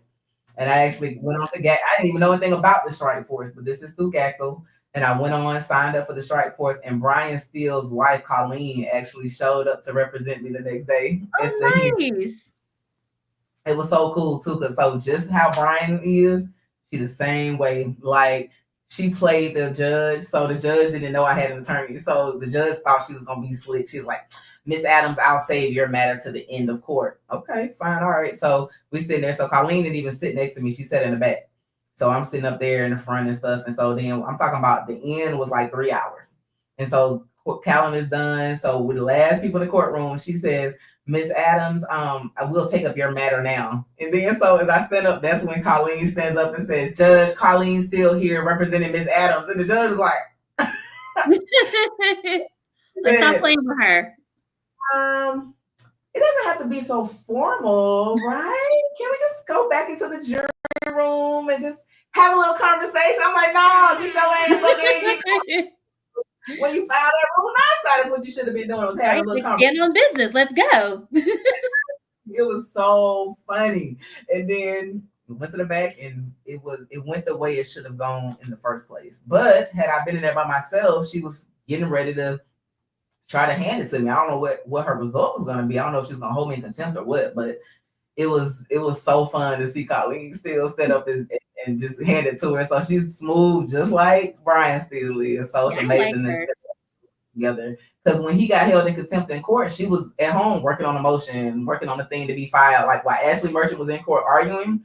Oh, it wasn't just Ashley. The whole courtroom was full of attorneys. The whole courtroom was full.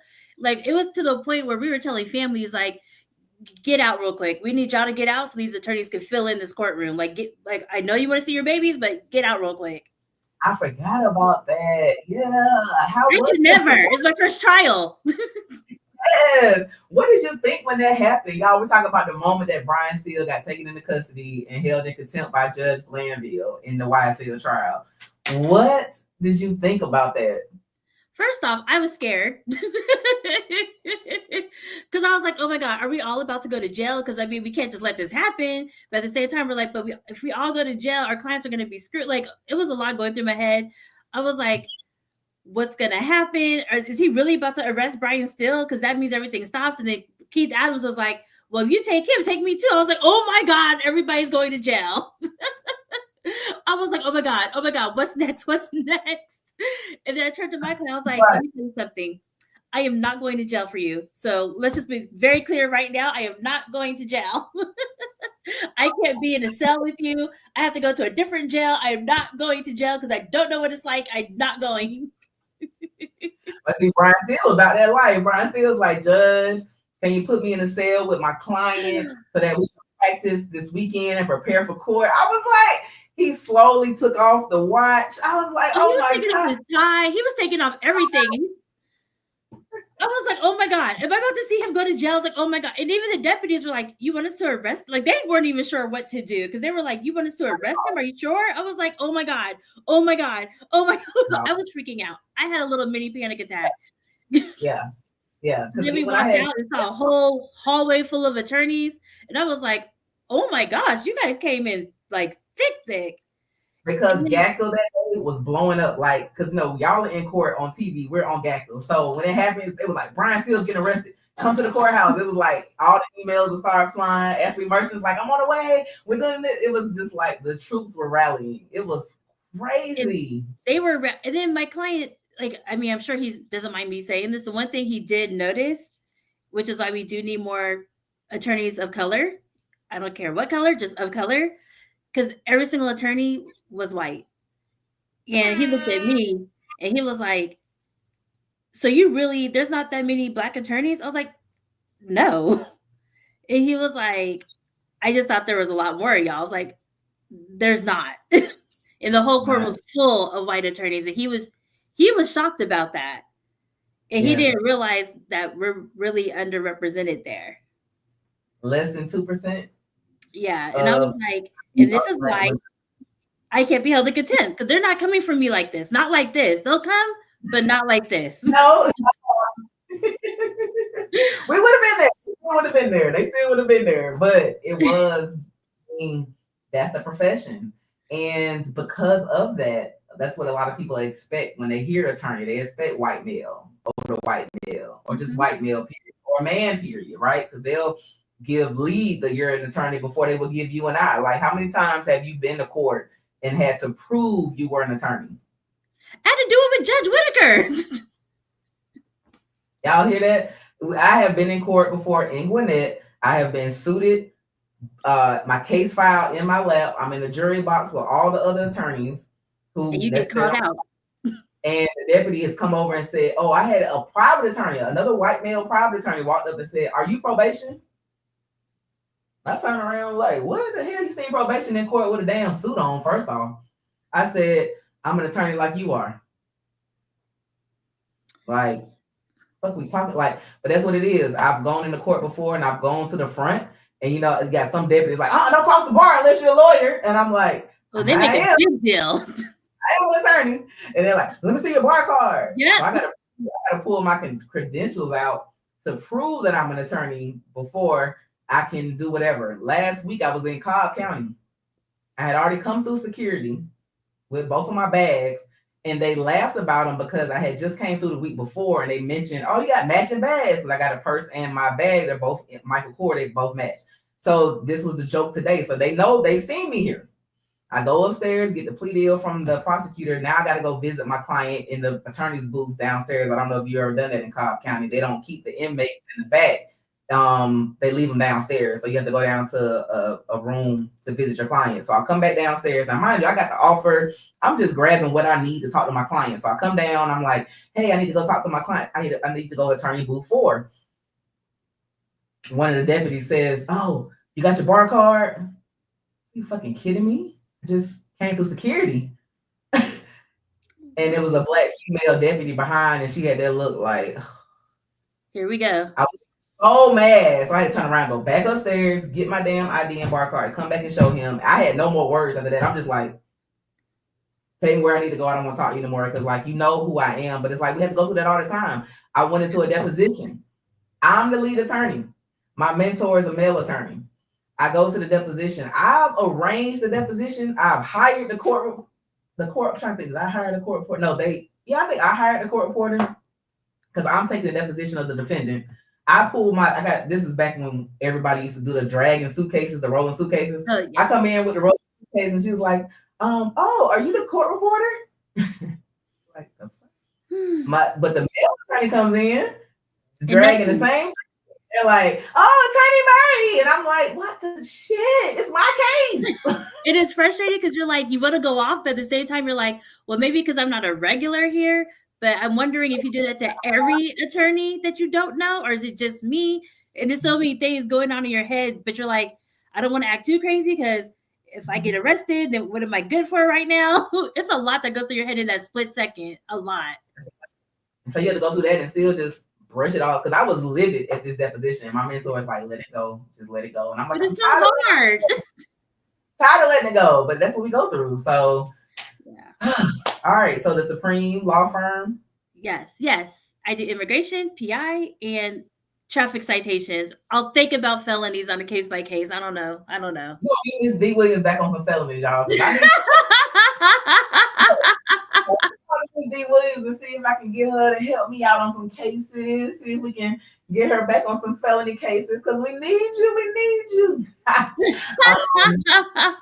Bill says, did you get to know Jeffrey Williams at all or have any chats with him during the trial? Oh yeah, I talked to everybody. That's why it's so funny because even with Eppinger before he got severed, I was talking to like almost everybody. And everybody is so nice, they're so sweet. I mean, I like him now. And then after the way Brian Still and Keith Adams were presenting him, I was like, you were really trying to help your community the way that most people should. And you just got dragged into it. I felt so bad for him. And the more and more I talked to him, the more I'm like, that is so messed up. Like, you should not be here.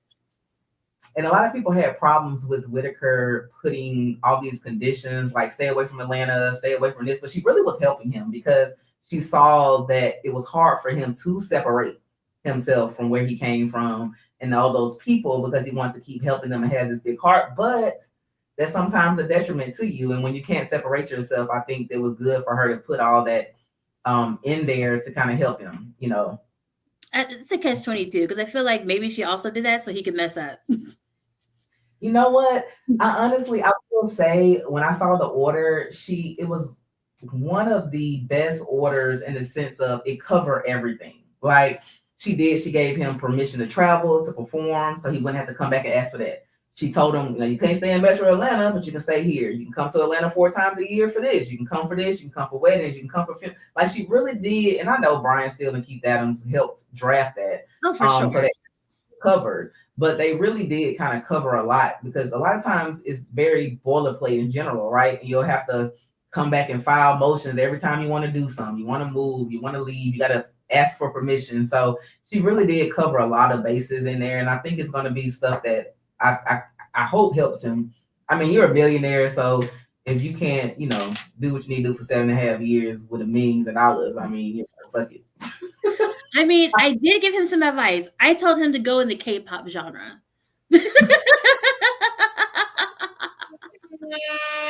the K-pop. Can y'all imagine Young Thug doing a K-pop song? You're like, okay, somebody, I don't know how to do it, but they got the AI. We should go figure out how to do that. Like, take Young Thug's voice on K-pop and see like what that would sound like. That would be something. Like it would be a banger. A little grown man on it, but we excited to be some gross. What are your thoughts on Kenneth Copeland? So I didn't really have to talk to him like that because my client was like a baby when all that stuff was happening. So I think the most I said was, do you even know he's like, what's your client? Told him his name. He was like, street name. I was like, Lil Rod. He was like, no. I was like, okay, you have a good one. But I follow him on TikTok and he's hilarious. Like he was my favorite witness. Yeah. So like, were you able to keep a straight face when he was in court or was like everybody laughing? I mean, I was laughing, but I was like, the camera should probably not be on me, so I'm not really worried about it. Mm-hmm. But my favorite thing, I'm always going to say this, when he shrugged his shoulders and Miss Hilton was like, why'd you do that to your shoulders? He was like, they my shoulders. I know. That was exactly what I was going. That was the one I was going to was the shoulder. They my shoulders. And I liked him so, but I kind of wish that Love would have had the direct on him. Because that would have been hilarious. It probably would have taken like a month or 2 or 3, but that would have been quite funny. Because I actually like ADA Love. Hilton. I actually like ADA Hilton. I do. And I do. I like Miss Love. I don't like ADA Love. Yeah. She turns into Sasha Fierce. Oh, I saw someone earlier was talking about the 2018 ex parte. Yeah, so what that's her happened? thing. Story time. It was a rape case that shouldn't have been a rape case. And we went to trial. And this was one of those ones where the judge was trying to tell them, work it out. You need to do this. Paul Howard came down to the courtroom. He stood on business. This is the offer, 10 years to serve. You know, we couldn't take it. He wasn't guilty. The judge just kept shaking her head every time. And so we went to trial. So Love is the DA on the case. And now this is my first felony trial. So I had one maybe 2015, and then this was 2018. So this is like number 2. I was so nervous, and then I did it myself. Like I didn't have a co-person. I don't know. Like this was something I went into it helping out a friend. So I just didn't know it was going to be all of this. It was one of the ones I took it. I thought once I had a conversation, it wasn't going to be a trial, and it turned out to be a trial. So it was like, oh shit. So I had a girlfriend that was helping me, but she at the time was working still for the PD's office, but she was trying to help me on the side. So anyway, we're in trial, and what happened was the victim never was cooperative for the state. She always was on our side. She always said she was not raped. That's not what it was. It's off a butt dial phone call. They tried to guess what it was. So she testified on his behalf at every bond hearing. So comes time to serve her the subpoena, she doesn't open the door. Oh girl, they tried to tell me she ain't know she was raped. It was their job to tell her she was raped. So that's what we was going forth on this trial. Yeah. But every time you set out and you move with evil intentions, God always kind of put some stuff in there, whatever, because they slipped up and gave me a rape kit in my discovery, which was her rape kit when somebody else raped her that actually worked for Fulton County that they didn't prosecute. How about that? Yes, ma'am. Wasn't no rape kit in my case. Yes, ma'am. Yes. And then my 4th person ended up being a pastor. God was all up and through that thing. But anyway, so they're at her door because we're in court. They're at her door knocking. She's texting me, telling me they're here to serve me the subpoena. I'm not going to open the door. So I'm just, I'm in court. I'm like, whatever, because I can't participate in witness tampering. I ain't got nothing to do with that. She's not my witness. So because she wouldn't let them in, they asked for an ex parte hearing. So we're in court. Jury selection has happened, and I think it's been like a testimony. We did openings, and I think an officer has testified. So that's day 1. So then judge says the state has requested an ex parte hearing. I'm like, what? Because I'm like, what? This was trial number 2. I'm like, what's going on in the middle of trial that y'all need an ex parte hearing for? So then the judge steps off the bench. They go in the back, and I'm sitting out there now for like 30 minutes. I'm like, what? Because half of me is like, am I in trouble? Because I had prepped the victim. I had visited with her the day before, played the audio, the horrible audio they were going to play. I played it for her so that she wouldn't have a reaction. And, I'm just trying to prep my case. Yeah. So I was like, did I do something wrong? Like, I'm all nervous. Like, are they back there talking about me? Like, am I about to go to jail? Like, what the fuck is happening? They were gone for 30 minutes. No, I need strike force, I think. I'm like, I'm texting my mentor, like, I don't know what's going on. Like, what is going on? Could I be in trouble? Like, what's going on? So 30 minutes goes by, they come out. The judge just has this blank look on her face. So I'm really scared because I'm like, what are you about to say? And she says, because the proper ex parte hearings are proper. Mm-hmm. But what's supposed to happen is after the judge is supposed to come out and tell the defense attorney or the prosecutor, if the defense asks for it, what it was about in gist and what occurred from it. So the judge is saying the state filed a motion for a material witness warrant for the victim. I've issued that warrant, and they are now about to arrest her. So this is what Love asked to happen. This victim that's been telling them for years, I was not raped by my baby daddy, like y'all trying to act like it was. Love asked for a warrant for her to be locked up because she wouldn't open the door. So then now the knocking has now turned to, we're going to bust in, and they took her into custody in front of her kids and brought her to the Rice Street, the victim in the case, and held her in custody overnight until it was time for her to testify. They didn't get that girl time to get no clothes together, do anything. When they brought her out of the back, the next day when the judge comes in, she feels bad. I guess she's kind of thought about what's happened. She's gotten away from Love, so she's no longer under her spell. So now she feels bad. Like, what did I just do? I don't think I should have done that.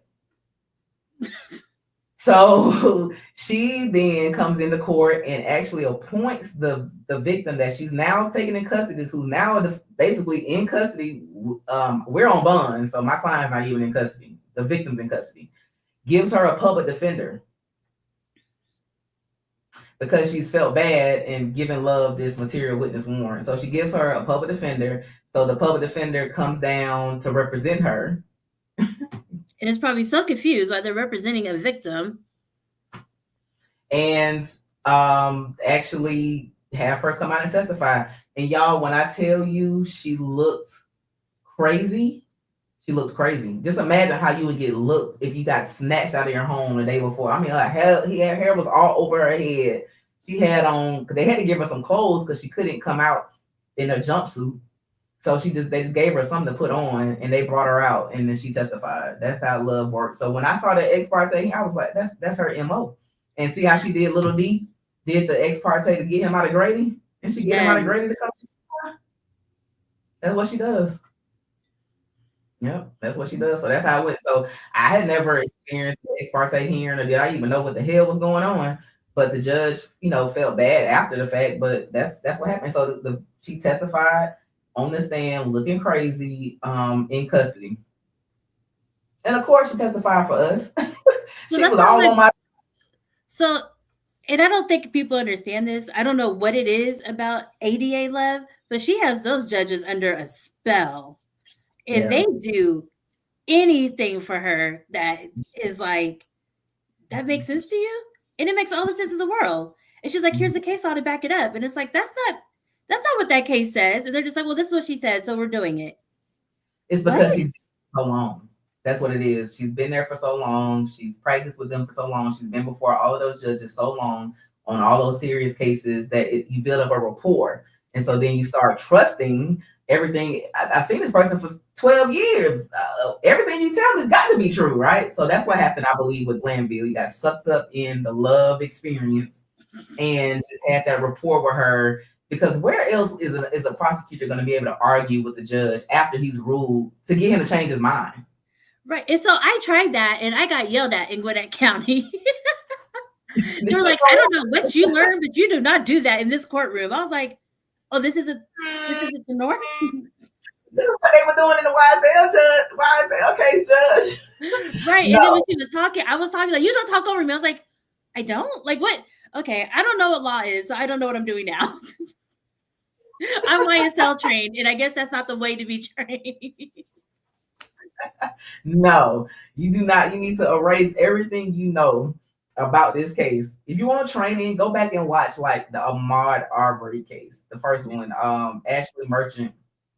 Not Ashley Merchant. Who was she in that case? The DA in that? I don't know. That case will give you examples of how to act in court. Or I think the case she handled with the guys who were retried. It was a not hung jury or something. Anyway, watch good attorneys with good courtroom etiquette.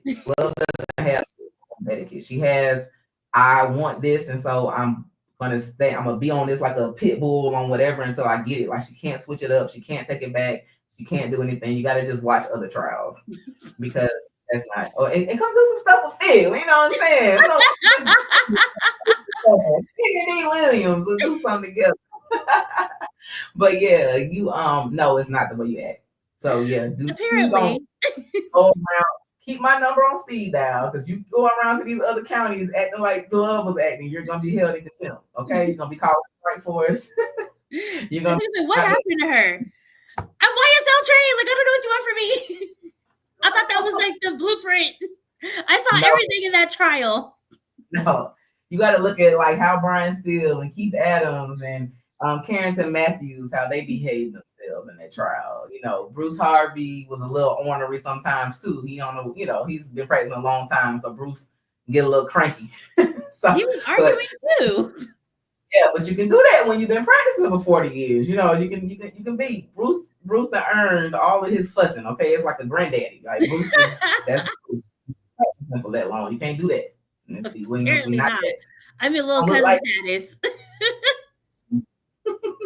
They got you in check real quick. So yes, here comes Drama say I love Bruce. Yeah, Bruce is crazy. Bruce don't play. Bruce like whatever. Bruce been around for a long time. He tatted up. Bruce don't play at all. So yeah, but this has been great. We have been live for oh my god, it's been almost 3 hours. Oh my god, live. And it's the first first live in Fit's new YouTube studio. Yeah. So y'all just joining in. This is the first live from my new YouTube studio at home. So we got everything set up at the house. So now I can go live more. I don't have to wait till the office closes. I can just jump on. So, if I jump on here, y'all wake up at like 12 o'clock and fit on here talking one night. Hey, just come on in the chat and let's have fun. So we gonna do good. So it would say Angela got to get brought in right. Fit on Hazen in Fulton County. Okay. I already got Hazen Fulton. She got her Haze. She got that YSL trial Hazen right on up. Now we got to teach her the right way so she won't be getting held in custody in these other counties.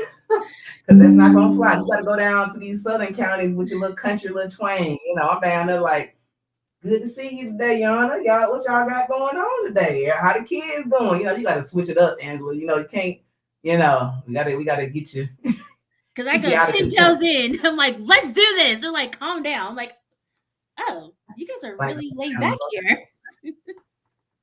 Somebody said, where's DA Love? At work?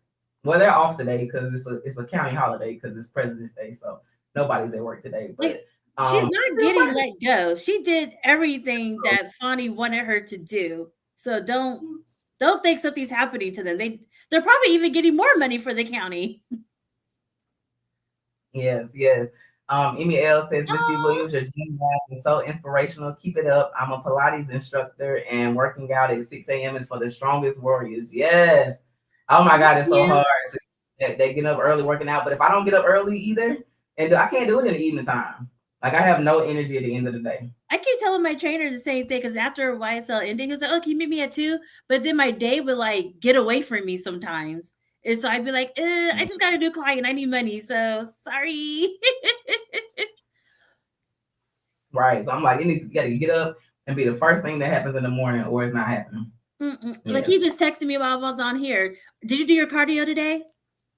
I ran my mouth. Does that count? I just got my Peloton Tread Plus. Just got repaired Saturday. Shout out Peloton. Doug does Peloton.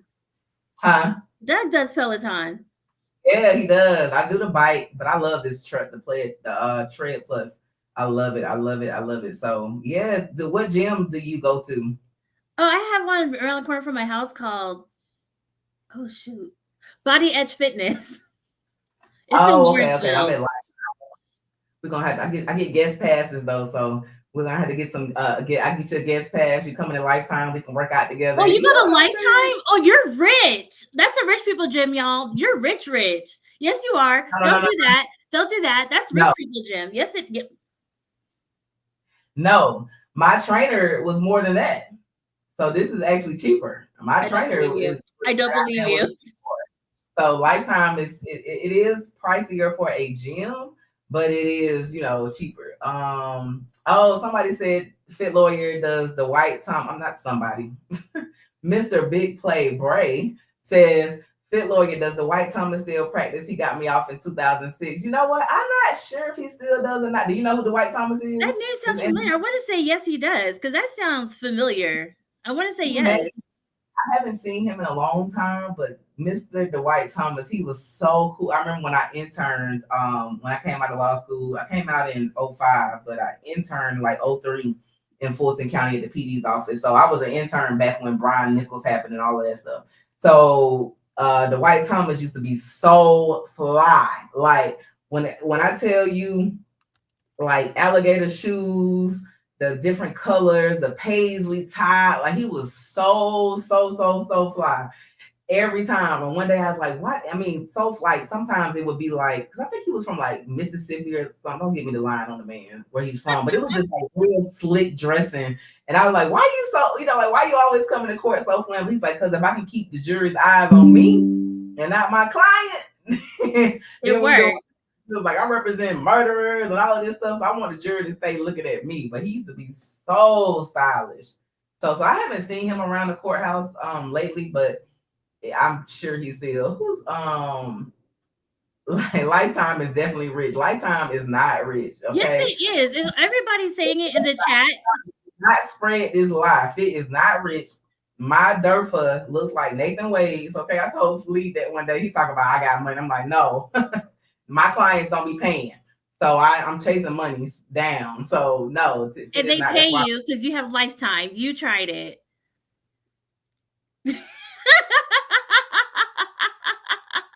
Lifetime. See, think about this. Like, think about you can go to one gym and you can pay like, you know, I don't know, $40 or whatever, right? Then you got to go somewhere else because you got to go get Pilates over here. Then you got to go to the yoga studio over here. Then you still got to go Jeju over here because you get your spa. Now it's like all in one place. Because it's a country club for the rich. You know, allegedly made me talking about Lifetime and get her Peloton repaired. Y'all, look, my Peloton is on Affirmed. Okay, 0% interest Affirmed. I don't believe you. Nobody believes you. Like, sign me up. Like, look, we on care credit over here. Nobody believes you. They gonna start calling you Big Money Fit, right? I don't need that because that means y'all won't be paying me my money when it's old. Do not put those lies out there. But it's true. But they are going to pay you because they need you, and they know you don't play about your money because you have to pay for that Lifetime, which is the country club. I'm gonna get you. I like how you slid that shit in there. Because it's true. It was on Affirmed, baby. Look, Peloton offered Affirmed. But she said not Afterpay. That Peloton tread, and I clicked it. I sure did. I got it last January. Mm-hmm. look at other people's drama says the more she explains, the richer it sounds. Y'all need to quit. Lead is the one with all the money. That's lead. I'm telling you. They probably do have a waiting list. They're like, what's your job title? We'll see if you can pencil you in. I don't know. We'll see. Allegedly, baby says the fit wallet lawyer. Hey, girl, no. Yes. Angela, thank you so much. Thank you so much for being here. We appreciated it. It was so much love for you in this chat. Girl, we're going to bring you back up. We're going to do some more together. We're going to talk some more. When this YSL 2 pops off, we'll get you back on for another update show. Thank you so much for joining us. Thank you for having me. Thank you. All right, y'all. Y'all say shout out to Miss Angela D. Williams. Thank her for coming through. Show her all this love. I think somebody asked me, did I play the Juror 56? Yes, I did. I did play her the Juror 56 tape. Talking about the show. I did, and I did play her the we gave her a lot of love. A lot of flowers were given today. So make sure y'all go back and check it out if y'all came in late. Shout out to Miss D. Williams. Thank you so much. Quiet Storm. YSL Quiet Storm in the chat. Thank you so much, sis. Thank you. Bye. You have a good one. Bye-bye. I know. Thank you. I have a tendency. I be holding on to folks, right? I know. Miss D. Williams, thank you so much. That was amazing. Yes. We found out so much stuff like that we didn't know. That we didn't know about the trial, how Whitaker was pushing the plea deals. Miss D. Williams used to be in the Air Force. What? She became a lawyer due to her special needs son needing an IEP. This was amazing. YSL was her first trial. She did an amazing opening statement. Like, this was amazing. So shout out to Miss D. Williams. We learned why the D apostrophe Williams is in her name. It was just so amazing. So yeah, somebody allegedly maybe said she's so bubbly. She's amazing. I'm telling y'all that when I heard anime, K-pop, her and my niece are like spirit animals. So she was great. I'm glad that we were able to make this happen. We were working on this since like December, okay? Yes. I'm like, girl, you ready to come on? Then I get busy, and then we both get busy with work. Holiday comes, travel, but we finally made it happen. So Kimberly's part of the replay crew. So thanks for being here, sis. So thank you all so much. So what's y'all President's Day? What's going on? What time is it? It's 5 o'clock. So are y'all listening to me on the way home? When I was growing up, I always wanted to be on the radio. Like, I want to talk to people when they're in the car on the way home. Like, y'all listening to Fit on the way home? Yes. Allegedly maybe said attorneys are regular people too. Yes, we are. This is why I don't go into the room announcing that I'm an attorney. Sometimes I'll go places and people won't even know.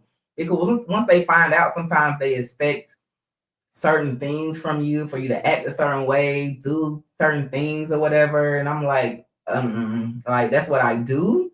My passions, what I was put here on this earth to do, but I got a whole lot of other interests and things that I love too. So yes. Here Comes Drama says, great interview as always, Fit. Thank you so much. Thank you so much. Here Comes Drama. Shanika Young says, I love your interviews. You need Keith Adams on the channel again. I know, he's so busy. They stay so busy. They just got through with the Jackie Johnson trial down in, what county was that? Was it Bullock County? Where the Ahmaud Arbery DA was on trial. That was crazy how that ended. Some legal stuff, man. That's why you gotta get you good lawyers. You gotta get you some good lawyers, man, because that was all legal. Because case didn't even make it to the jury. It ended. The judge dismissed the obstruction because there was no evidence of it. So I think that was like directed verdict granted, and then it was a demurrer granted on the oath of office charge. Brunswick, Georgia. That's right. I can't remember what county that is. I've been to the county. It's not Bullock. It's I can't think of the county seat down there. But yep, that was a good trial. Yes. Okay. ASAP Rocky. Deliberations start tomorrow. What y'all thinking? That trial, I just couldn't do it, y'all. I couldn't do it. Like, I watched it, but I just, kudos to Cat Williams and Male Millionaire. I would watch her. I know I'm not a lawyer always, but sometimes she was streaming, sometimes she was there. Like, that trial was like My Cousin Vinny. Okay? Like, the courtroom gave 1985. The judge was so unpleasant and just ornery and just fussy and Glenn County. That's the county down in Glenn County. Thank you, Mr. Big Play Brave. But yeah, the trial was like, oh my goodness. So my thoughts are, my mouth hit the floor when I heard that the defense was prop gun. I don't know that the jury is going to buy that. Did y'all buy it? Like, I have not. Oh, you know what? Now that I got all these screens, let me see. Let me put up a poll in the chat. I wonder. I'm gonna put a poll up and say, did you buy Rocky's defense on the prop gun? And we're gonna keep it simple. Yes or no? Did you buy Rocky's defense on the prop gun? Let's start this poll. Okay, so I'll put a poll up. Did y'all believe it was a prop gun?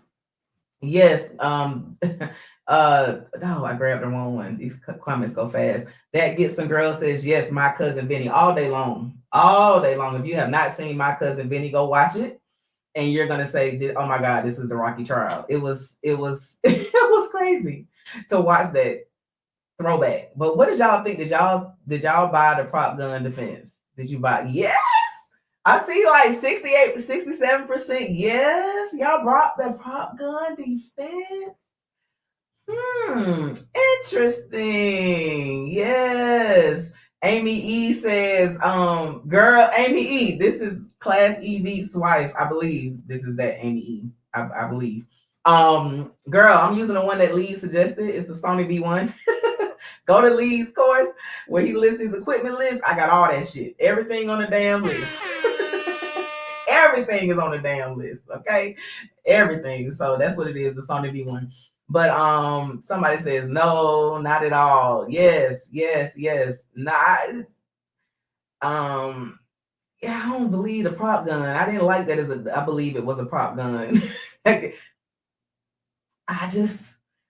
This was my problem with the prop gun defense and why I didn't like it, is because it didn't connect anywhere else. Where is the prop gun? We threw it away. We gave it away. We tried to explain why we gave it away, but then you had Lou, his manager, or whatever the guy was, that testified about how he designed the prop gun.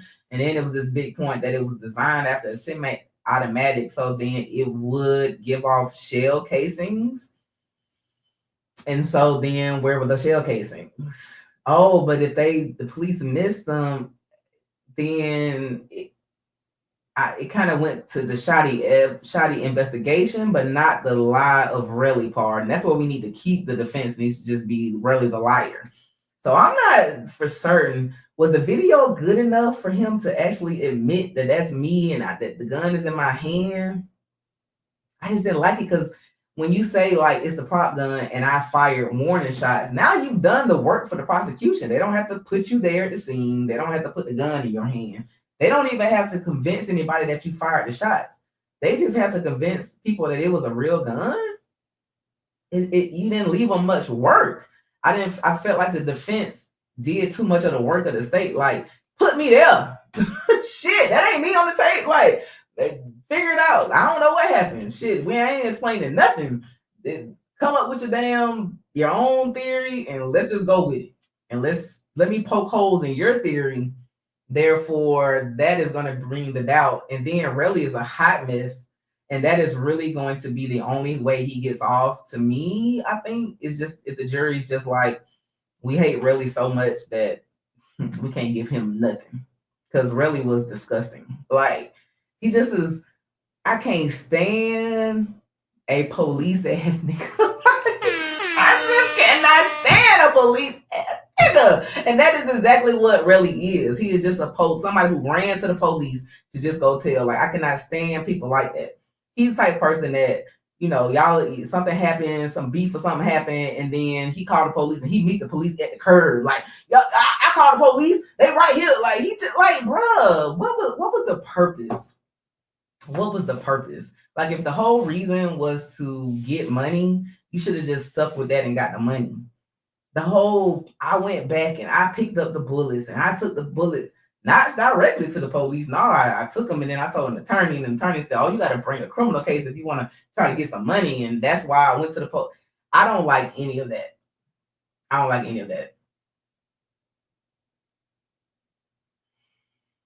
It could, Cat Williams says it could have been wax paper that was expelled, but I don't think defense highlighted that enough with Lou on the stand. It was emphasized more in closing. But as the judge always tells them, open and closing is not evidence. So if you didn't bring it out enough to get a part of the record as evidence, is that going to be something I'm thinking about or swayed by? Allegedly, maybe says he should have just called his mama and told on Rocky. Right, like this is not something that we should have been hearing a trial about. The whole case was a money grab. Shanika Young says, and I agree. Like it was just about the money for Relly. That's it. And if I know that as a juror, am I going to put somebody in custody when I know that the only reason the person that's sitting in this up here testifying against them is here is just to get $1? Like, you got me out my bed for 12. I got to come down here for 4 weeks on the trial because you want some money. Like, I'm mad. I honestly thought the jury was going to, and if Lewin hadn't talked so damn long to take him to the end of the day, I really thought the jury was going to get the case and be like the episode of Martin. The jury was like, Judge, we already decided. We decided like 2 days ago. Go home. Yes, this is it. Really got her feelings hurt. I like that. Yeah, that's what it was about. This was about somebody really got his feelings hurt. And you could hear that hurt in his voice on the stand while he's talking. This is all he wanted to be addressed. He wanted it to be handled a different way. And when it wasn't, I guess he just said, forget it then, man. Forget it. Who do I think is worse, Love or Lewin? Man.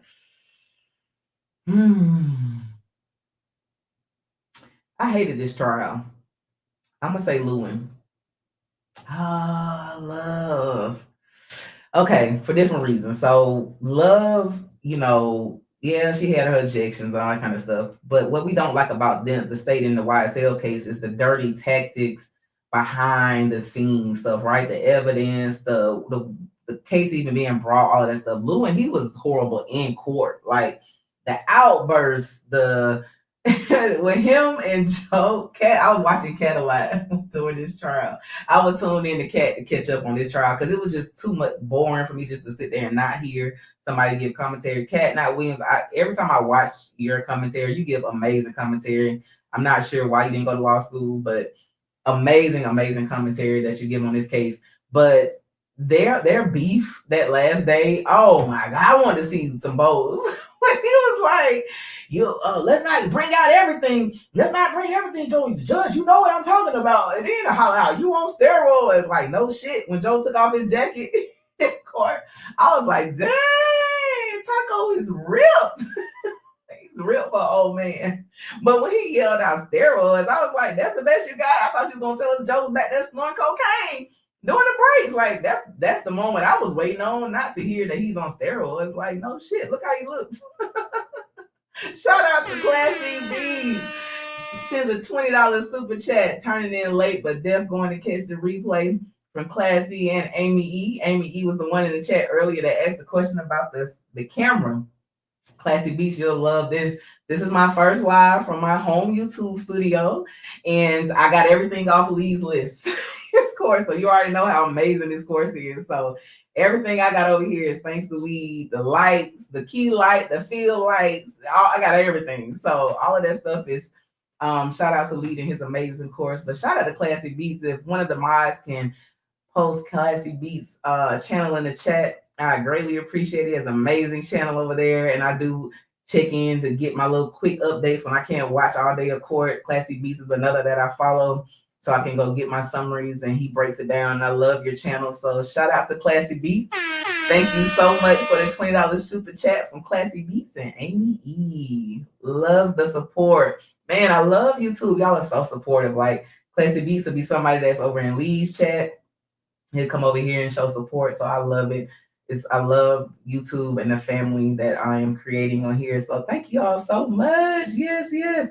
Classy Beats, Catnut Williams. Oh yeah, Catnut Williams, you did have a couple of rants this trial. I know, right? But she was keeping up with the evidence, even stopping the stream when someone's on the stand and asked to, like, no, you should have said this, or this is what it really was, or this was the truth. I love it because I'm not able to follow along all the time because I'm in court. So thank you, Catnut Williams. If somebody could post her channel in the chat as well, I would greatly appreciate it. Shout out to the mods. Y'all are just so amazing. But yeah, I'm not sure what's going to happen with this case. I want to believe that the 69% of you all believe there was a prop gun, so let's hope the jury does as well. I didn't like hearing the actual gunshots. I just didn't like the whole, I was there, I'm the one that fired. The shots you hear came from me, but they were warning shots. But really was such a mess. He was just a liar. He was so combative, and his I don't need to practice was just his hot-headedness and his ego, because you did need to practice. Like, if they lose the case, it's because of him. That's why they are going to lose the case. Really was horrible. He wasn't prepped because he chose not to be prepped. He was so argumentative with everybody. It was so funny. One time I'm watching, and I think Lewin objected and said relevancy, and here he go, yeah, this is irrelevant. I don't understand the relevance of it. Like, judge, like, shut the fuck up. Like, the judge really wanted to choke the shit out of Relly. By the time it was time for him to get off the stand, he was horrible witness. Like, if you can watch something and know how not to be, is Relly. He heard his case. He was emotional, and you can be emotional, but he wasn't controlled, and he was too sensitive to things, and he was speaking as if they were objecting, talking to him. He's not the judge. He doesn't make the ruling. So it was just a lot of that was just this. It was just a mess. That's why I just really couldn't. It was just a mess. The trial, it was my cousin Vinny, like everything about it. Allegedly, maybe says Takapina said today that he didn't prep 12B. He just looked at the jury on his own. Oh yeah, I can believe that, because we all see trials, and we all have heard trials, and we've seen things. So you already know how they were. They were all prepping for court, getting ready. So like, man, remember every time you answer, make sure you look at the jury. I can believe that. I can believe that because he wasn't prepped on his responses on everything. So that lets me know that he was not prepped by Taco. He actually was doing his own thing. So I believe that 100%. Because if he was, he wouldn't have said some of the things that he said. Jamaica Sweet says Relly was really a don't as a witness. Yeah, all the way through. Like, this is what you don't do at all on the stand as a witness. Because why are you defensive? You're the victim. So you're here to tell your story so that I had to tell this 9 times. You went to the police. You filed a complaint. You're going to get questions. You're going to have to come to trial. Like, that's all part of it. So pipe down. Why are you so defensive? You're only defensive because you're lying. So I didn't And where's the girlfriend? I saw chatter online, but I know y'all keep up with stuff. So where is his girlfriend that's allegedly went back to the scene with him to get the bullets? Where is she? Why she didn't testify? Somebody can tell me what's going on there.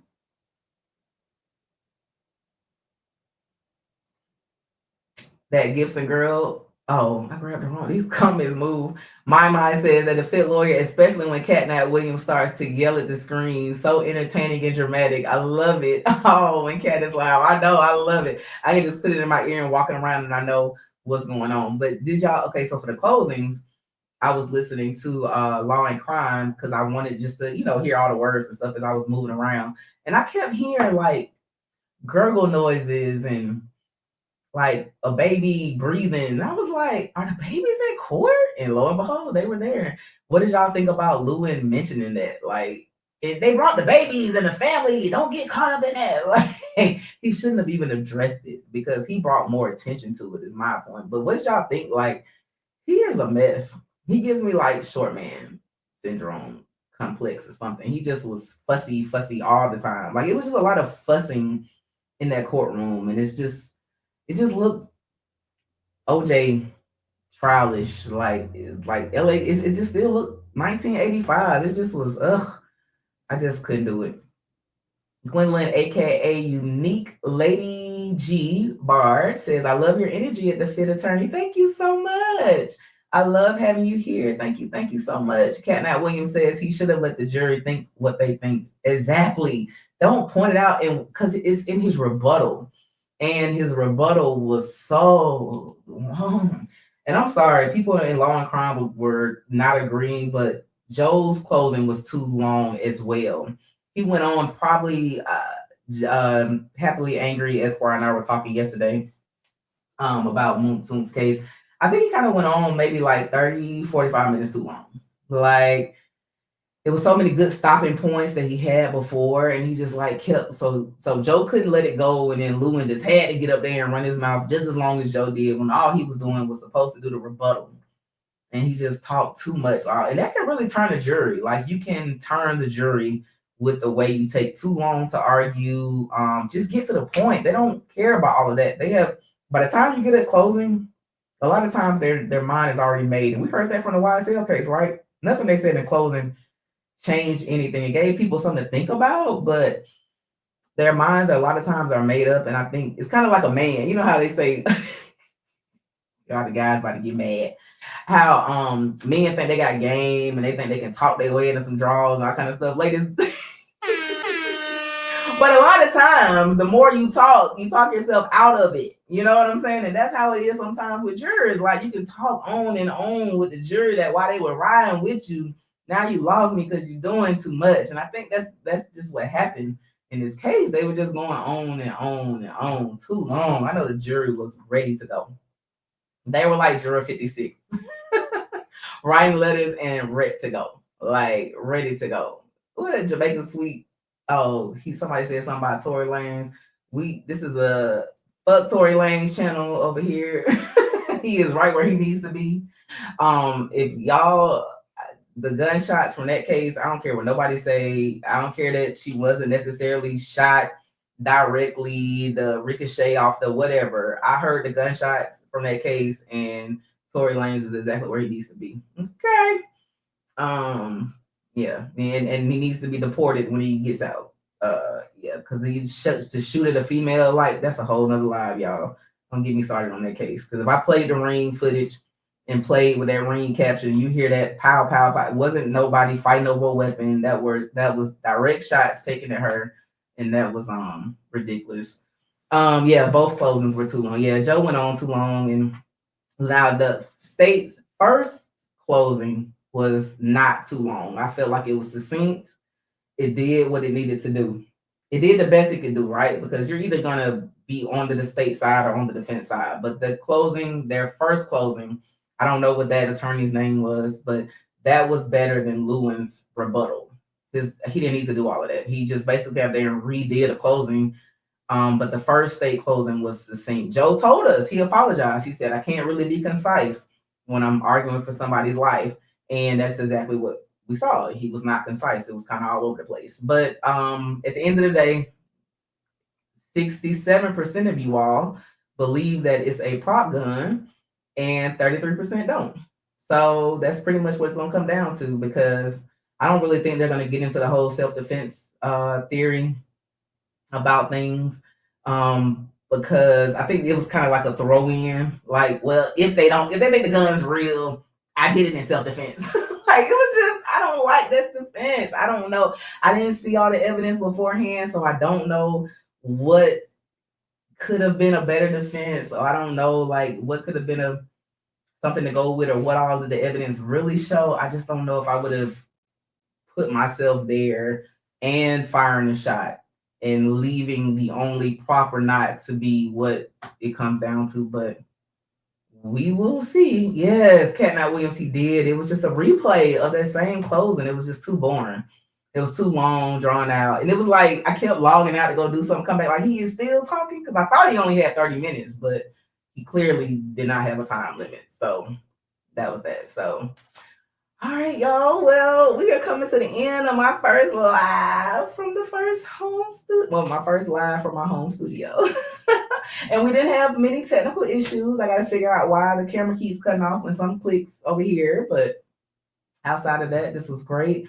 Thank you so much for all of these supporters. Cat Williams came in right off the bat, gifting 5 Fit Lawyer memberships. Then she became a member herself.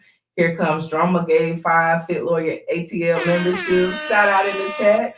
Other People's Drama gave a super sticker. Nina Stanek, I'm sorry, sent a $2 super chat. Pills, Potions, and Poison gave us a $20 super chat. Shout out, sis, always coming through the support. D Mom gave a $2 super chat, and she is the one who authored the video we played for Miss Angela D. Williams, that she kind of gave a poem about her. So go back and watch the replay and check that out. That was from D Mom, and it's on her channel. And shout out, last but not least, Classy Beats came through with a $20 super chat. We have posted his channel in the chat, Classy Beats and Amy E. So thank you so much for the support. This is amazing. This has been my longest live yet, 3 hours and 31 minutes, but we're going to be back with some more and some updates. Y'all know the Jay-Z case got dropped. Yay. I already knew that she was lying. That's why I didn't even get at any attention on the front end. So I knew that was going to be the result. So we'll talk about that. Diddy filed a $100 million lawsuit against NBC for the Peacock documentary. I know last time I was live, y'all were asking me if I had seen that documentary. I did check it out.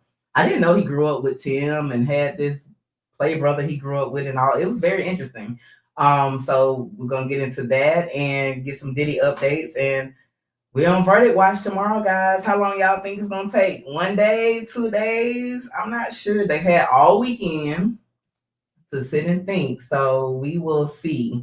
We'll see what happens with that. So when the verdict comes back, we'll be back. Like, I really hope it's a not guilty or a hung jury.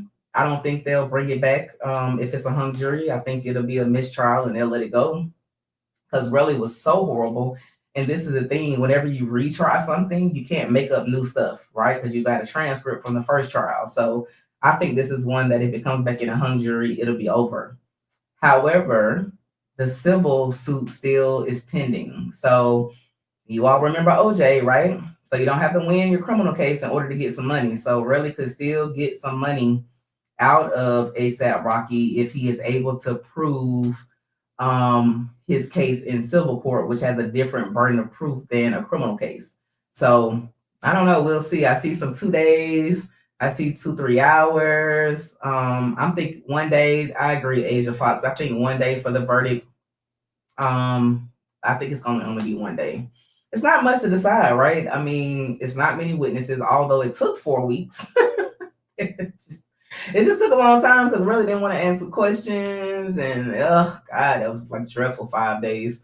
So I definitely think that I think we'll have a verdict tomorrow as well. I feel bad for Rihanna and the kids. I know that she's stressed out. She kind of looks really stressed sometimes leaving court. So I hope it all works out, and I hope he gets to come home. Well, stay home, and just gotta stay your ass on the sidewalk. You know, she's just not a street. everybody not built for the street, you know. And when you're not, it's perfectly okay to stay on the sidewalk, because when you put yourself in street business, you gotta still deal with street shit. So that he's facing some time. So we'll see. But thank you all so much for tuning in. And remember, I am not your attorney. This has not been legal advice. This has just been information and fun. So thank you so much for tuning in. This was an amazing live. We had Miss Angela D'Williams for YSL. So if you are just tuning in, start back over at the beginning. Make sure you watch that. And I'll see you all around. So thank you so much. I'll see you in court.